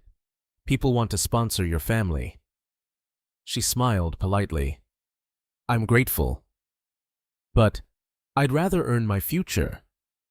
The manager nodded. "I expected that answer. I'll accept opportunity, not dependence." Unknown to Adaeze, Chukwuemeka overheard the conversation from the hallway. He admired her even more. She wasn't waiting for someone wealthy to rescue her. She simply wanted a fair chance. Later that evening, Chukwuemeka joined the children outside. Several volunteers had organized a football game. Somto immediately waved. "Sir, come play." "I haven't played football in years." "Then today is a good day." The little boy grabbed his hand before he could refuse. Soon, Chukwuemeka found himself laughing as children chased the ball across the dusty field. Somto celebrated every successful pass. Chidera cheered from the sidelines. Even Ifeanyi smiled more openly than before. When the game ended, everyone collapsed onto the grass. Breathing heavily, Somto looked at Chukwuemeka. "You're not very fast." The adults burst into laughter. "I'll admit that. But you're strong." "I used to be stronger." "You can practice." "I suppose I can." The boy leaned against him naturally, without hesitation, without fear. The simple trust nearly broke Chukwuemeka's heart. He wondered how many birthdays he had missed, how many first days of school, how many scraped knees, how many bedtime stories, years stolen by one terrible lie. That night, after the children had gone inside, Ifeanyi quietly approached him. "Can I ask you something?" "Of course." "Why do you keep coming here?" Chukwuemeka looked toward the stars before answering. "Because I made mistakes." "What kind?" "The kind that hurt people I cared about." Ifeanyi considered the answer carefully. "My mother says people can change." "She does, but only if they accept what they did wrong." Chukwuemeka smiled sadly. "She's right. I think you're trying." The words surprised him. "You do?" The boy nodded. "I've been watching. You always listen. You never act like we're beneath you." "My mother says actions tell the truth better than words." Those words stayed with Chukwuemeka long after the conversation ended. The following afternoon, Olumide called again. "This time we found something." Chukwuemeka immediately drove to the lawyer's office. The forensic accountant stood beside a whiteboard covered with dates and arrows. "I believe we've identified the source of the payments." Chukwuemeka stepped closer. "Show me." The accountant pointed toward a series of transactions. The money didn't go directly to Dr. Okoye. It passed through 3 shell companies. Why? To hide the original source. And the original source? The accountant placed one final document on the table. A property investment company, inactive today, created 9 years earlier. The majority shareholder had never appeared publicly. Only one signature authorized all financial transfers. Chukwuemeka stared at the page. He recognized the handwriting instantly. It belonged to his late father's longtime financial manager, the same man who had handled every private family investment. His name was Chief Benedict Ekinem. Chukwuemeka looked up. "He worked for my family." Olumide nodded. "He retired shortly after your divorce." "Where is he now?" "We found an address." "Is he alive?" "As far as we know." Without wasting another second, Chukwuemeka and Olumide drove across Lagos to a quiet neighborhood where retired civil servants often lived. Chief Benedict answered the door himself. His hair had turned completely white. His hands shook slightly with age. When he saw Chukwuemeka, surprise filled his face. "Young master, we need to talk." The old man looked at Olumide, then back at Chukwuemeka. He stepped aside. "I've been expecting this day." Inside the modest living room, silence settled heavily. Chukwuemeka placed the financial documents on the table. "I know these transactions came through your company." Chief Benedict closed his eyes. "I wondered how long it would take." "Were you involved?"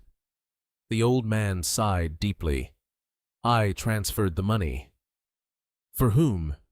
Another long silence followed. Finally, with visible regret, he answered, "I didn't ask questions. I was told it was family business." "Who gave the order?" Chief Benedict slowly opened a small wooden cabinet. From inside, he removed an old envelope that had remained sealed for years. "I kept this because one day," his voice trembled, "I feared the truth would come looking for me." He handed the envelope to Chukwuemeka. Across the front, written in unmistakable handwriting, were 4 words that made his heart stop. "For Mrs. Ngozi Nwosu." Chukwuemeka stared at the envelope in his hands. The paper had yellowed with age, and the corners were worn, as if it had been opened and closed many times before finally being sealed forever. Across the front, written in neat blue ink, were the words, "For Mrs. Ngozi Nwosu. Confidential." No one in the room spoke. Chief Benedict Ekenem lowered himself slowly into a chair, looking far older than his 72 years. "I should have destroyed it," he said quietly. "But I couldn't." "Why not?" Chukwuemeka asked. "Because every time I tried, I remembered your wife." He corrected himself. "I mean Adaeze." The old man's eyes filled with regret. "She came to your father's funeral, carrying your unborn child. I saw her crying outside the house. I knew something terrible had happened, but I was too much of a coward to ask." Chukwuemeka carefully broke the seal. Inside were several documents, a handwritten instruction, copies of bank transfers, and one receipt bearing Dr. Emeka Okoye's signature. Olumide immediately began examining each page. "This receipt confirms payment." "For what?" "It doesn't say. But look at the date." It matched the week before Chukwuemeka received the infertility diagnosis. Chief Benedict looked down. "I was instructed to transfer the money." "By whom?" He hesitated.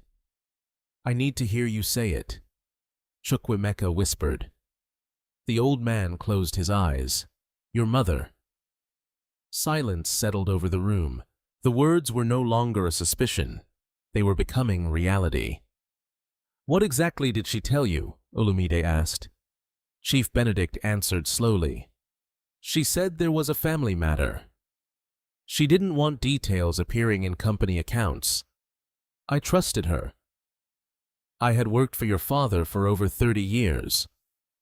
I never imagined," his voice broke, "that I was helping destroy a family."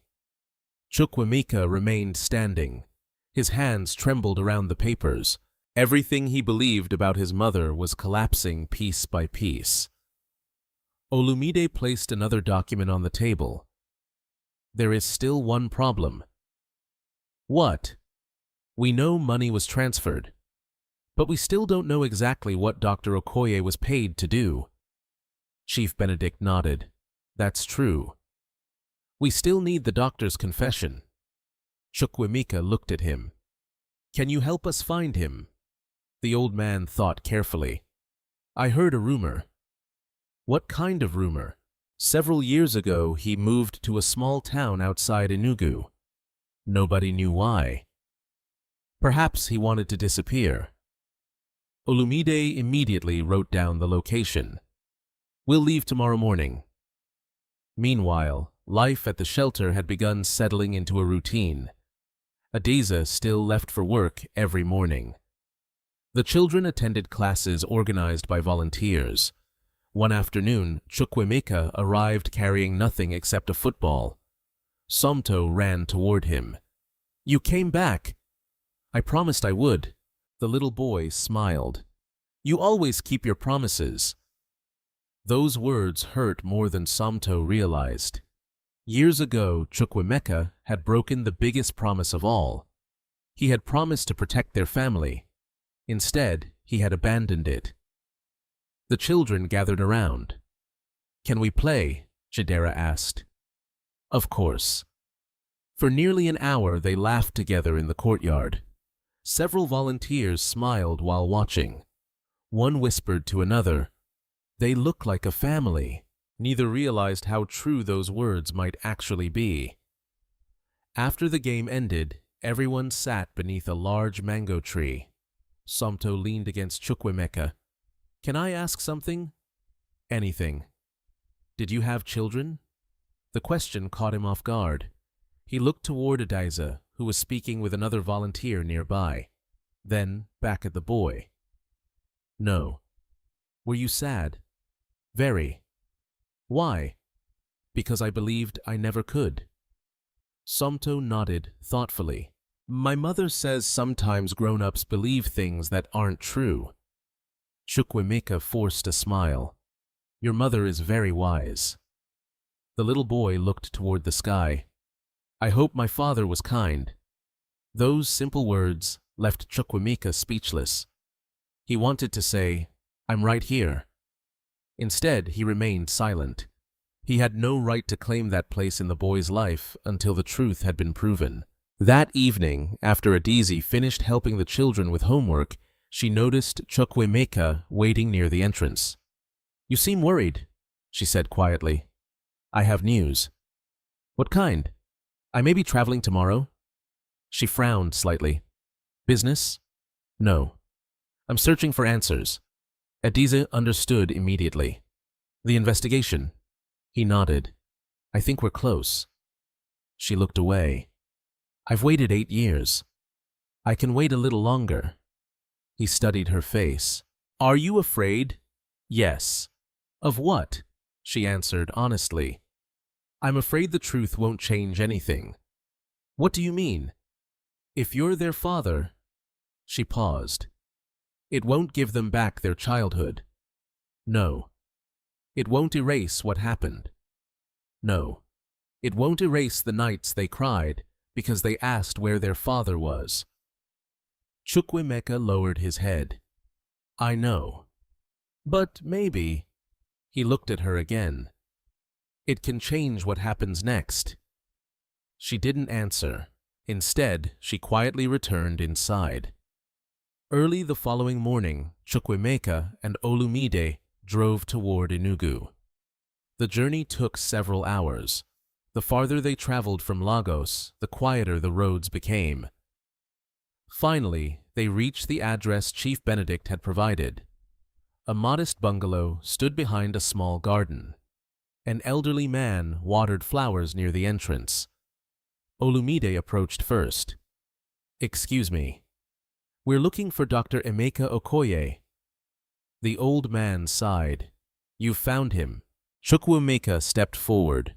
The doctor looked older than expected. His hair was almost completely gray. His shoulders seemed weighed down by invisible burdens. "You know who I am," Chukwuemeka said. Dr. Okoye nodded. "I recognized you the moment you stepped out of the car." "May we speak?" The doctor looked toward the quiet garden. "I've known this day would come." He invited them inside. The living room contained very little furniture. Medical books lined one wall. Family photographs covered another. After tea was served, nobody touched it. Finally, Chukwuemeka spoke. 8 years ago, you told me I could never have children." The doctor closed his eyes. "I remember. Was the diagnosis true?" Several seconds passed. Then Dr. Okoye answered quietly, "No." The room fell completely silent. Chukwuemeka stared at him. "What did you say?" "I said—" The doctor struggled to continue. The diagnosis was not true. Anger flashed across Chukwuemeka's face. "You destroyed my marriage." "I know. You destroyed my children's lives." Tears appeared in the doctor's eyes. "I know. Why?" The old doctor buried his face in his hands. "For years, I've prayed for the courage to answer that question." He looked directly at Chukwuemeka. "I accepted money." "For what?" "To lie." The confession echoed through the silent house. 8 years of mystery had finally begun unraveling, but Chukwuemeka sensed the worst revelation was still waiting. He asked the question that mattered most. "Who paid you?" Dr. Okoye looked at him with unbearable sorrow. Then he slowly spoke the name Chukwuemeka had feared hearing all along. "Your mother." The room fell into complete silence. No one moved. No one spoke. The ticking of the old wall clock suddenly became the loudest sound in the house. Chukwuemeka stared at Dr. Emeka Okoye, hoping he had misheard. "My mother." His voice was barely above a whisper. The elderly doctor nodded slowly. "I'm ashamed to say it. But yes. It was Mrs. Ngozi Nwosu." Chukwuemeka stepped backward until he reached the wall. His legs suddenly felt weak. For 8 years he had blamed Adaeze. For 8 years he had believed his mother had protected him from betrayal. Now the truth stood before him, impossible to ignore. Olumide broke the silence. "Doctor, we need everything. No omissions? No half-truths." Dr. Okoye removed his glasses and rubbed his tired eyes. "I deserve that." He took a deep breath. "Mrs. Ngozi came to my office before your laboratory results were completed. She already knew you and your wife had been trying to have children. She asked whether the tests looked promising. I refused to discuss confidential medical information." "What happened next?" Olumide asked. "She returned the following evening. Alone. She placed a briefcase on my desk. Inside was more money than I had earned in several years." Chukwuemeka closed his eyes. "I told myself I would refuse." The doctor continued. "But at that time, my wife needed expensive surgery. My youngest daughter had just been accepted into medical school. I was drowning in debt." "So you accepted?" The doctor nodded. "I accepted." "What exactly did she ask you to do?" "She wanted me to convince you that you could never father children." "And why?" "She said—" The doctor hesitated. "That her son deserved a wife from a powerful family. She believed Adaeze would keep you poor. She believed pregnancy would tie you together forever. So she wanted the marriage to end before the baby was born." Every sentence struck Chukwuemeka harder than the last. His mother had not acted out of temporary anger. She had planned everything. She had destroyed innocent lives because she believed wealth mattered more than love. Dr. Okoye continued speaking.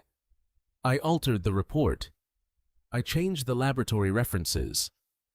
I signed documents that should never have existed. I expected the lie to survive only a few months." "What do you mean?" "I believed you would seek another medical opinion. You never did." Chukwuemeka lowered his head. "I was too angry." "I know. I saw it in your eyes. I should have stopped you. I should have confessed immediately. Instead—" The doctor looked toward the floor. "I kept accepting my own silence." Olumide placed a small recorder on the table. "Doctor, are you willing to repeat everything you've just said as an official statement?" Without hesitation, Dr. Okoye answered, "Yes. I've lived with this guilt long enough." The statement lasted almost an hour. Every detail was recorded, every payment, every meeting, every falsified document, every illegal decision. When it was over, the doctor signed every page. "I'm ready to face the consequences," he said quietly. "I only ask one thing." "What is it?" "If you ever see Adaeze," his voice trembled, "tell her I'm sorry. I stole years from her children. I can never repay that." Chukwuemeka nodded. "I'll tell her." As he and Olumide walked toward the car, neither spoke for several minutes. Finally, Chukwuemeka whispered, "It's over." Olumide shook his head. "No, the truth has begun, but justice still lies ahead." The drive back to Lagos felt endless. Chukwuemeka stared through the window for most of the journey. Every memory looked different now. Adaeze crying, Adaeze begging him to believe her, Adaeze placing his hand on her pregnant stomach. Every moment he had dismissed as deception had actually been truth. He remembered the final words she spoke before leaving their home. "One day you'll regret this." She had never cursed him. She had simply known the truth would eventually return. Late that evening, Chukwuemeka drove directly to the shelter. He found the children sitting outside with volunteers. Somto immediately spotted him. "You're back." The little boy ran into his arms. Without thinking, Chukwuemeka hugged him tightly, much tighter than before. Somto laughed. "I can't breathe." Chukwuemeka quickly loosened his embrace. "I'm sorry. I just—" He couldn't finish the sentence. Adaeze noticed something had changed. She walked toward him. "You found something." It wasn't a question. He nodded, slowly. "Can we talk?" She led him to a quiet bench beneath the large mango tree. The evening air was calm. Children's laughter echoed faintly from the playground. For several seconds, neither of them spoke. Finally, Chukwuemeka looked at her. "The doctor confessed." Adaeze froze. "He admitted everything. He accepted money. He falsified my diagnosis." She closed her eyes. "So, you were telling the truth?" She remained silent. "You always were." A single tear rolled down her cheek. Not because she felt victorious, because hearing those words had taken 8 long years. "I'm sorry," Chukwuemeka whispered. "I'm so sorry. I believed a lie. I abandoned you. I abandoned them." His voice broke. "I don't expect forgiveness. I don't deserve it." Adaeze looked toward the playground, where the children were laughing together. "I spent years wishing to hear these words." She said quietly, "I imagined this moment hundreds of times. And now, it doesn't hurt less. It simply hurts differently." He nodded. "I understand." "No." She looked at him gently. "You've only begun to understand." She wasn't speaking with anger anymore, only exhaustion. "The children still don't know," she continued. "They've grown up believing their father never wanted them." Chukwuemeka covered his face with both hands. "I never stopped wanting children. I just believed they could never exist." "They existed. They were waiting for you." Those words shattered the last piece of his composure. For the first time since becoming one of Nigeria's most powerful businessmen, Chukwuemeka Nwosu cried openly. Not for the fortune he could have lost, not for his reputation, but for the birthdays he had missed, the stories he had never read, the tears he had never wiped away, the family he had unknowingly abandoned. Adaeze watched quietly. When his tears finally stopped, she spoke softly. "There is one more truth." He looked up. "The children deserve to know who their father is." He nodded. "But," she continued, "they will decide what kind of place you earn in their lives. I won't force them. I won't force you either." Chukwuemeka answered, "I'll spend the rest of my life earning what I threw away." For the first time since they met again, Adaeze did not turn away. She simply nodded. Tomorrow the children would learn the truth that had been hidden from them since birth, and nothing in their lives would ever be the same again. The next morning arrived with an unusual stillness. No one at the shelter knew that before the day ended, the lives of 4 people would change forever. Adaeze barely slept. She spent most of the night staring at the ceiling, replaying every conversation she had shared with Chukwuemeka over the past week. 8 years of anger had not disappeared overnight. Neither had the love she had spent years trying to bury. The truth had finally surfaced. Now she faced a different question. How should she tell the children? Across the city, Chukwuemeka sat inside his office but could not concentrate on work. Several contracts worth millions of naira waited for his approval. He signed none of them. Nothing felt more important than the conversation waiting ahead. Around 10 o'clock, Barrister Olumide arrived carrying a folder. The doctor's confession has been notarized. Good.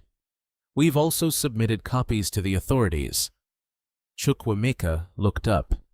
What happens next? The medical council will investigate Dr. Okoye. The police will investigate the financial transactions. And your mother, Olumide paused, will eventually be questioned. Chukwuemeka nodded slowly. I don't want revenge. I know. I only want the truth to be official. It will be. And the children. Olumide smiled gently. They deserve honesty. Nothing more. Nothing less. By noon, Chukwuemeka drove to the shelter. He did not bring expensive gifts, no toys, no designer clothes, no envelopes filled with money. He carried only a small paper bag. Inside were 4 homemade meat pies purchased from a roadside bakery. The same bakery he and Adaeze had visited years ago when they could barely afford lunch. When Somto saw him, he waved excitedly. You're here, I promised. You always keep your promises now. Those innocent words reminded Chukwuemeka that trust was not built through grand gestures. It grew one promise at a time. The children gathered around the picnic table. I brought lunch. He placed the paper bag on the table. Somto looked inside. They smell amazing, Chidera smiled. They're still warm. Ifeanyi looked at the bakery logo. I know this place. My mother buys from there when she has extra money. Chukwuemeka smiled quietly. So do I. None of the children noticed the look that passed between him and Adaeze. She remembered. So did he. It had once been their favorite place. After lunch, Adaeze looked at the children. I need to talk to all of you. Her voice was unusually serious. The children immediately became quiet. She invited them to sit beneath the large mango tree. Chukwuemeka remained standing several steps away. His heart pounded harder than it ever had during business negotiations. Adaeze took a deep breath. You've asked me many times about your father. The children nodded. I always told you that one day the truth would come. Somto looked confused. Is today that day? Yes. Silence settled over the courtyard. Several volunteers quietly walked away, sensing the importance of the moment. Adaeze continued. Your father didn't abandon you because he didn't love children. He believed something that wasn't true.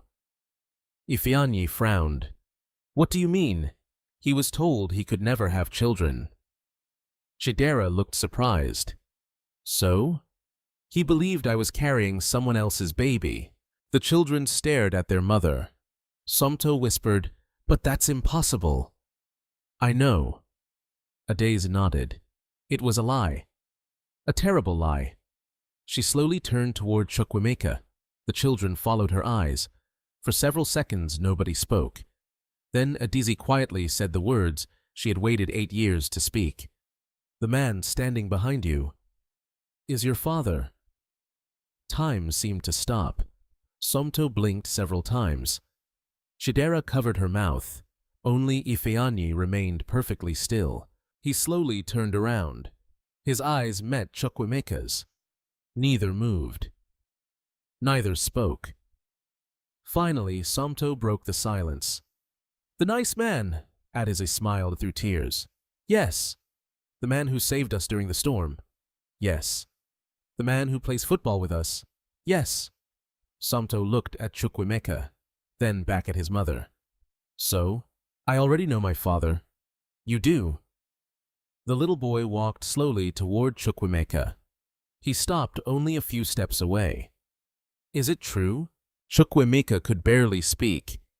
"Yes. I'm your father. I just didn't know." Tears filled his eyes. "I'm so sorry. I should have found you years ago." Somto looked at him for several seconds. Then he asked the question Chukwuemeka feared most.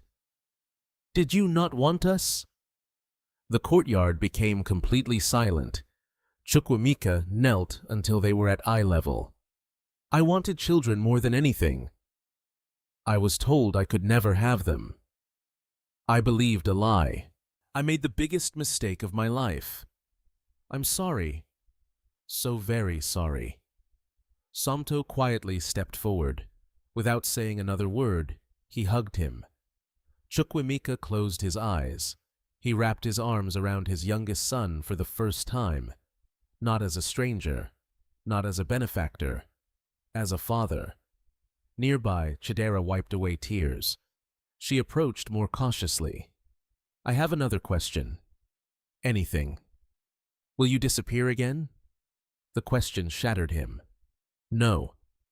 I promise." "You already promised once." Her voice trembled. "I know. I broke that promise. I can't change yesterday, but I'll spend every tomorrow proving I mean it." Chidera studied his face. Finally, she nodded. "I want to believe you.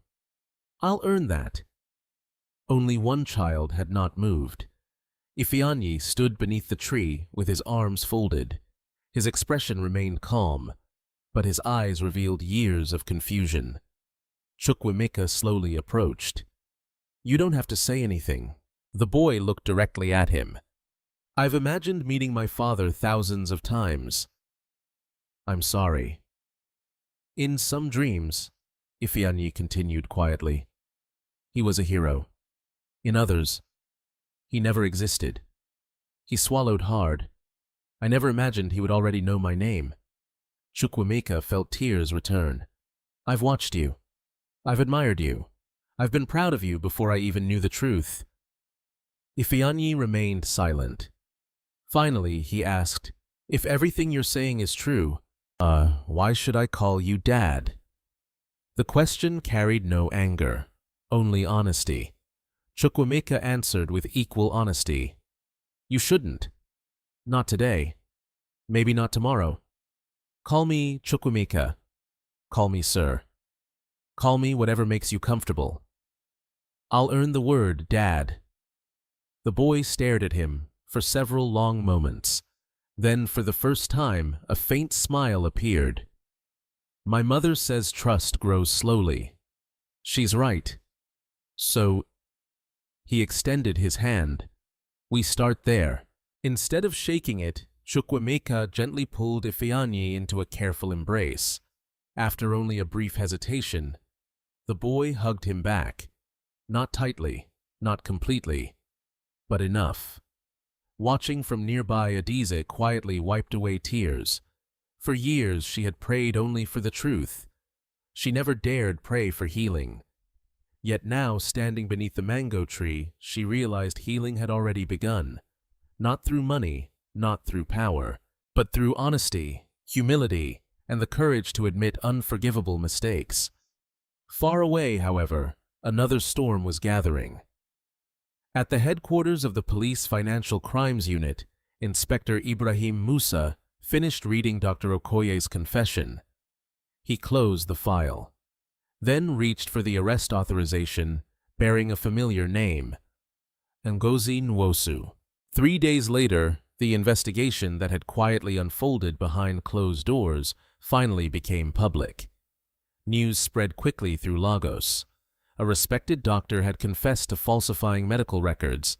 Financial investigators had uncovered suspicious transfers linked to an old family investment company. Police officers from the Financial Crimes Unit executed search warrants at multiple locations before sunrise.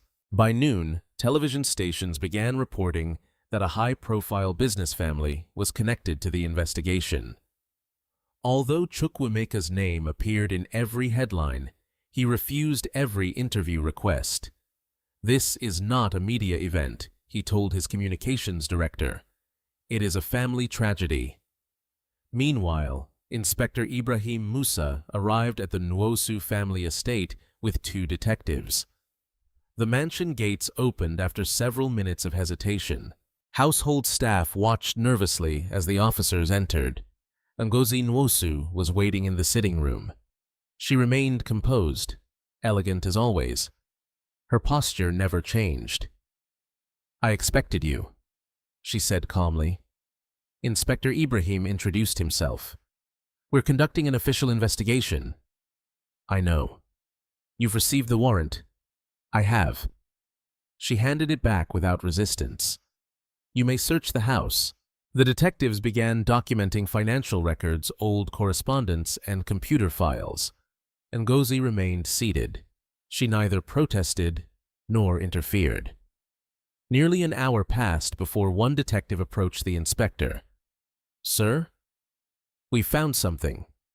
He carried a locked wooden box, recovered from a private study. Ngozi's expression changed for the first time, only slightly, but Inspector Ibrahim noticed.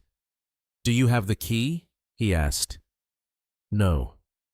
She answered quietly. The detective used a legal evidence tool to open the box.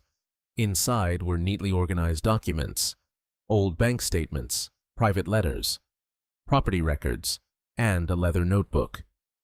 The inspector carefully opened it. Every page contained handwritten notes, meeting dates, amounts of money, names. One entry immediately caught his attention. "Meeting with Dr. Eo, ensure Chukwuemeka believes the report. Marriage must end before child is born." The room fell silent. Inspector Ibrahim slowly looked toward Ngozi. "Would you like to explain this?" For the first time, she looked away. Several hours later, at police headquarters, she sat inside an interview room with her lawyer present. She denied forcing anyone, denied ordering fraud, denied intending to destroy her son's marriage.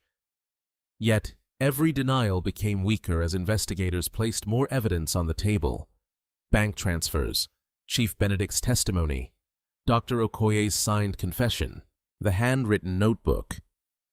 Finally, Inspector Ibrahim asked one simple question. "Did you love your son?" Ngozi answered immediately. "More than anything." "Then why?" Tears appeared in her eyes. "I wanted the best life for him." "You believed Adaeze wasn't good enough." Ngozi remained silent. "You thought poverty would hold him back." "I believed." Her voice trembled. "That love wasn't enough." The confession was quieter than anyone expected. "I wanted him to marry into influence. I wanted our family name protected. I convinced myself I was helping him." Inspector Ibrahim closed the file. "And now," Ngozi looked toward the window, "I destroyed everything I wanted to protect." Across the city, Chukwuemeka sat with Adaeze and the children in the shelter garden. He had told them only that the investigation was moving forward. No details. The children deserved peace, not headlines. Samto kicked a football gently across the grass. "Dad!" The word escaped naturally. Everyone stopped. Even Samto looked surprised. He covered his mouth. He looked embarrassed. "I didn't mean—" Chukwuemeka smiled. "You don't have to apologize." The little boy slowly smiled back. "I guess it just happened." For Chukwuemeka, those 4 letters meant more than every business award he had ever received. Nearby, Chidera continued reading a novel. Occasionally, she glanced toward him. She no longer seemed uncomfortable. Instead, she quietly asked, "Will you come to my school reading day next month? If you'll have me." "I will," she smiled. "But don't be late." "I won't." Ifeanyi remained the most cautious. He spoke with Chukwuemeka every day, helped him repair furniture around the shelter, played football, shared meals. Yet he had not called him Dad, not once. That evening, the two of them walked together outside the shelter. "You've been quiet," Chukwuemeka observed. Ifeanyi nodded. "I'm thinking." "About what?" "What kind of father I missed." The answer hurt. Chukwuemeka didn't interrupt. "I watched other boys with their fathers." Ifeanyi continued. "They learned to ride bicycles. They went fishing. They celebrated birthdays. I wondered what mine was doing." He looked directly at Chukwuemeka. "I know now. You were hurting too." Chukwuemeka's eyes filled with tears. "I was. But that doesn't erase your pain." "No, it doesn't." The boy smiled faintly. "My mother says forgiveness isn't pretending nothing happened. It's choosing what happens next." "She's right. I think—" Ifeanyi hesitated. "I'm ready to choose what happens next." Without warning, he held out his hand. This time, Chukwuemeka shook it firmly. Then Ifeanyi quietly added, "Thank you." He paused. "Dad." The single word nearly brought Chukwuemeka to his knees. Instead, he simply embraced his eldest son.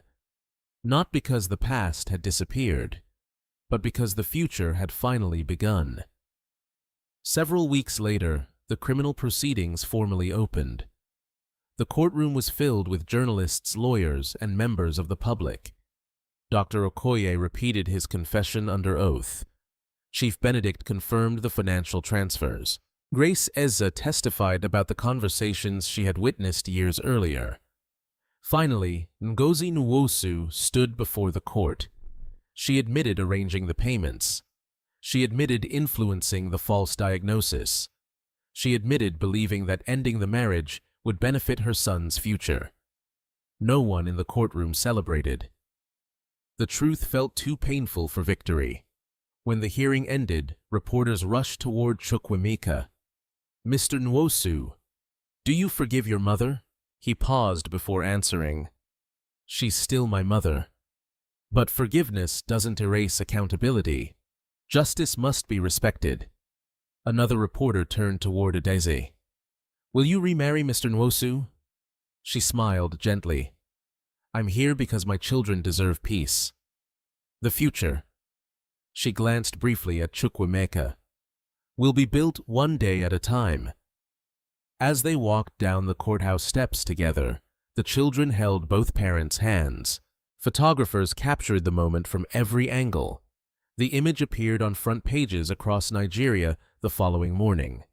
Not because a billionaire had won, not because a scandal had ended, but because a broken family had chosen truth over bitterness. The journey toward complete healing was far from over. Yet for the first time in 8 years, every step forward belonged to all 5 of them. 6 months passed after the court case. Life no longer moved under the shadow of secrets. It moved quietly, one ordinary day at a time. For Chukwuemeka, that ordinary life became the greatest blessing he had ever known.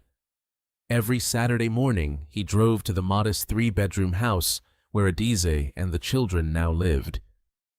It was not a mansion. It was not located inside an exclusive estate. It stood in a peaceful middle-class neighborhood with children playing in the streets, neighbors greeting one another over garden fences, and small shops within walking distance. When Chukwuemeka had first offered to buy Adaeze a luxury home, she had politely refused.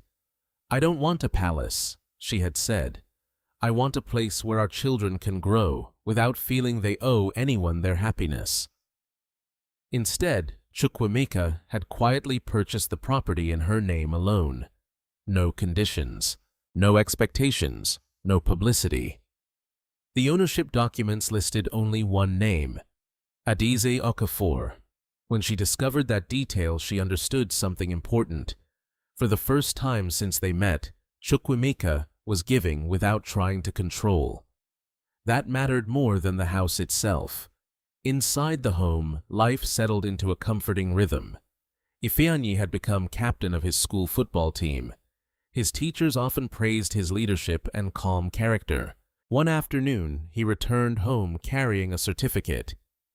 "Mama, I was chosen to represent the school in the regional mathematics competition." Adaeze hugged him proudly. "I knew you could do it." Chukwuemeka happened to arrive just then. "What happened?" Ifeanyi held up the certificate. "I won." Chukwuemeka smiled so broadly that Somto laughed. "Dad smiles like that every time one of us wins something." "I do. You do."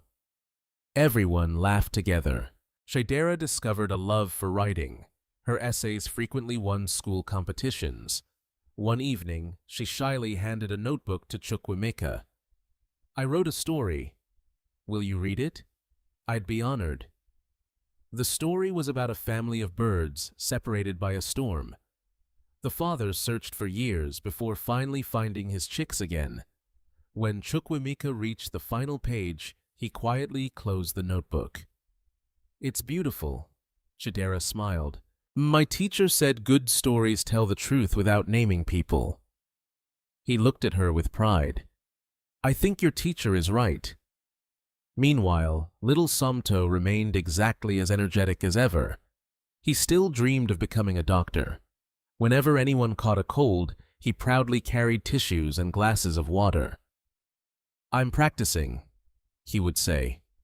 One Saturday morning, he ran into the kitchen wearing a toy stethoscope. "Dad, can I listen to your heartbeat?"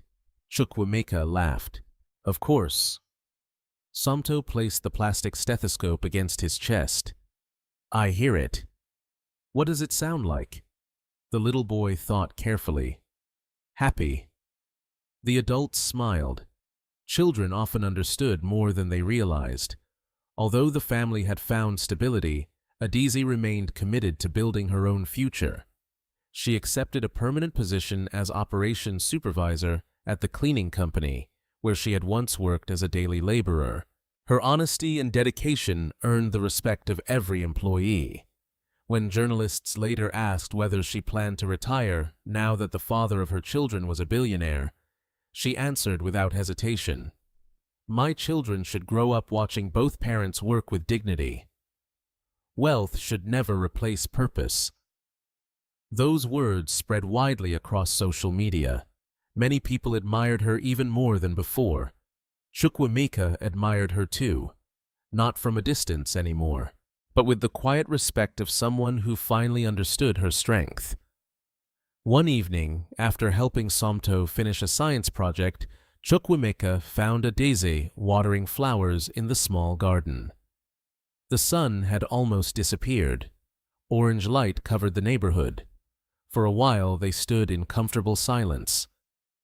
Finally, Chukwuemeka spoke. "I've been thinking."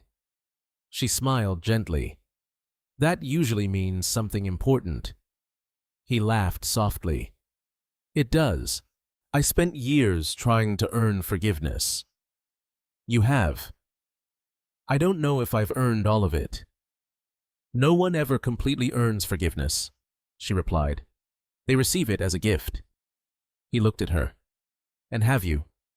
Adaeze took a slow breath. "I forgave you months ago." His eyes widened. "You did?" "Forgiveness set me free." She smiled sadly. "It didn't erase the pain, but it stopped the pain from controlling my life." He nodded quietly. "There is one more thing." "What is it?" He hesitated. "I don't want to pressure you." "You never have." "I don't know what the future holds. I only know that if one day," he looked directly into her eyes, "you ever decide to give us another chance, I'll spend the rest of my life proving worthy of it." Adaeze remained silent. She looked toward the house. Through the kitchen window, they could see the children laughing while preparing dinner together. Finally, she reached for his hand. Not dramatically, not like a fairy tale ending, simply and naturally. "We don't have to decide everything tonight," she said softly. "We've already found the most important thing." "And what's that?" "Our family." The front door suddenly burst open. "Dinner's ready," Somto shouted. "Hurry!" The adults laughed. Inside the dining room, 5 plates waited on the table. Not 12, not surrounded by luxury. Just enough for one family. Before eating, Ifeanyi stood. "I learned something at school today." "What?" Adaeze asked. "Our teacher said families aren't perfect. They're people who keep choosing each other." He looked around the table. "I think that's true." Everyone quietly nodded. Chukwuemeka looked at each of his children, at Adaeze, at the simple meal before them.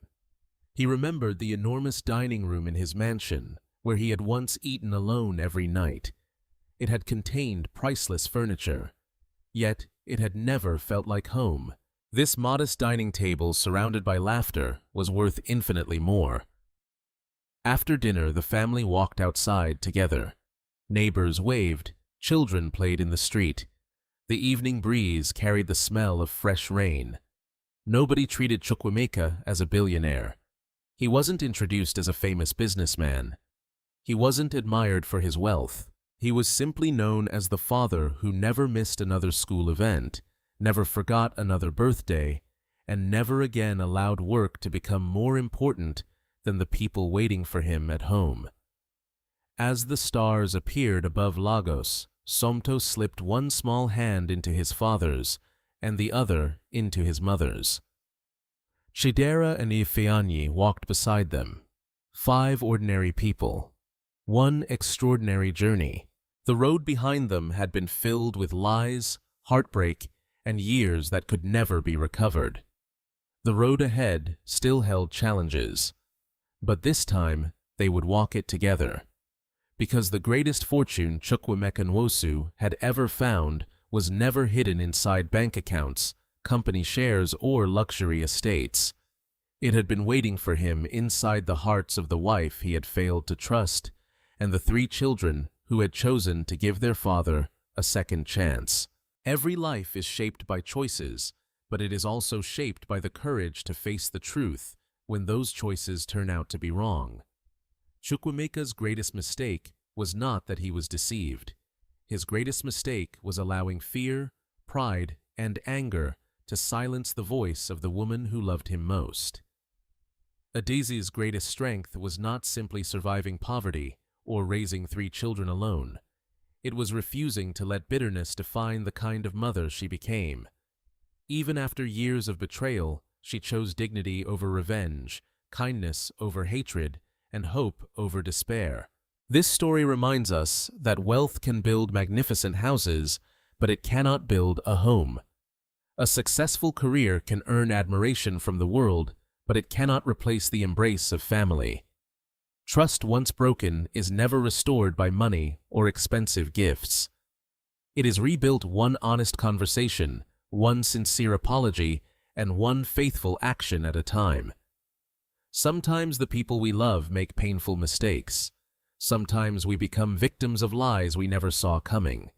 Yet healing begins the moment truth is welcomed, responsibility is accepted, and forgiveness becomes stronger than resentment. There is another lesson hidden in this journey. Never judge someone based on rumors, assumptions, or a single version of the story. One lie destroyed 8 precious years that no one could ever recover. Before making decisions that could change someone's life forever, listen carefully, ask questions, and seek the truth.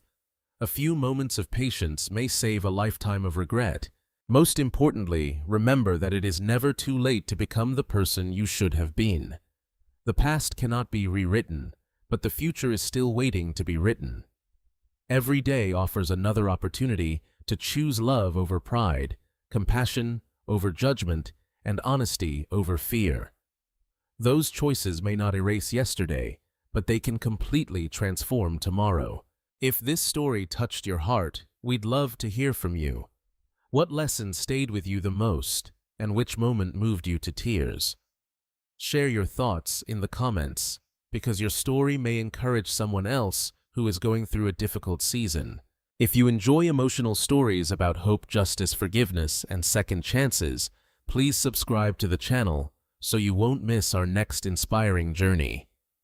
Your support helps us continue bringing meaningful stories that remind us all that even after the darkest nights, hope can still find its way home.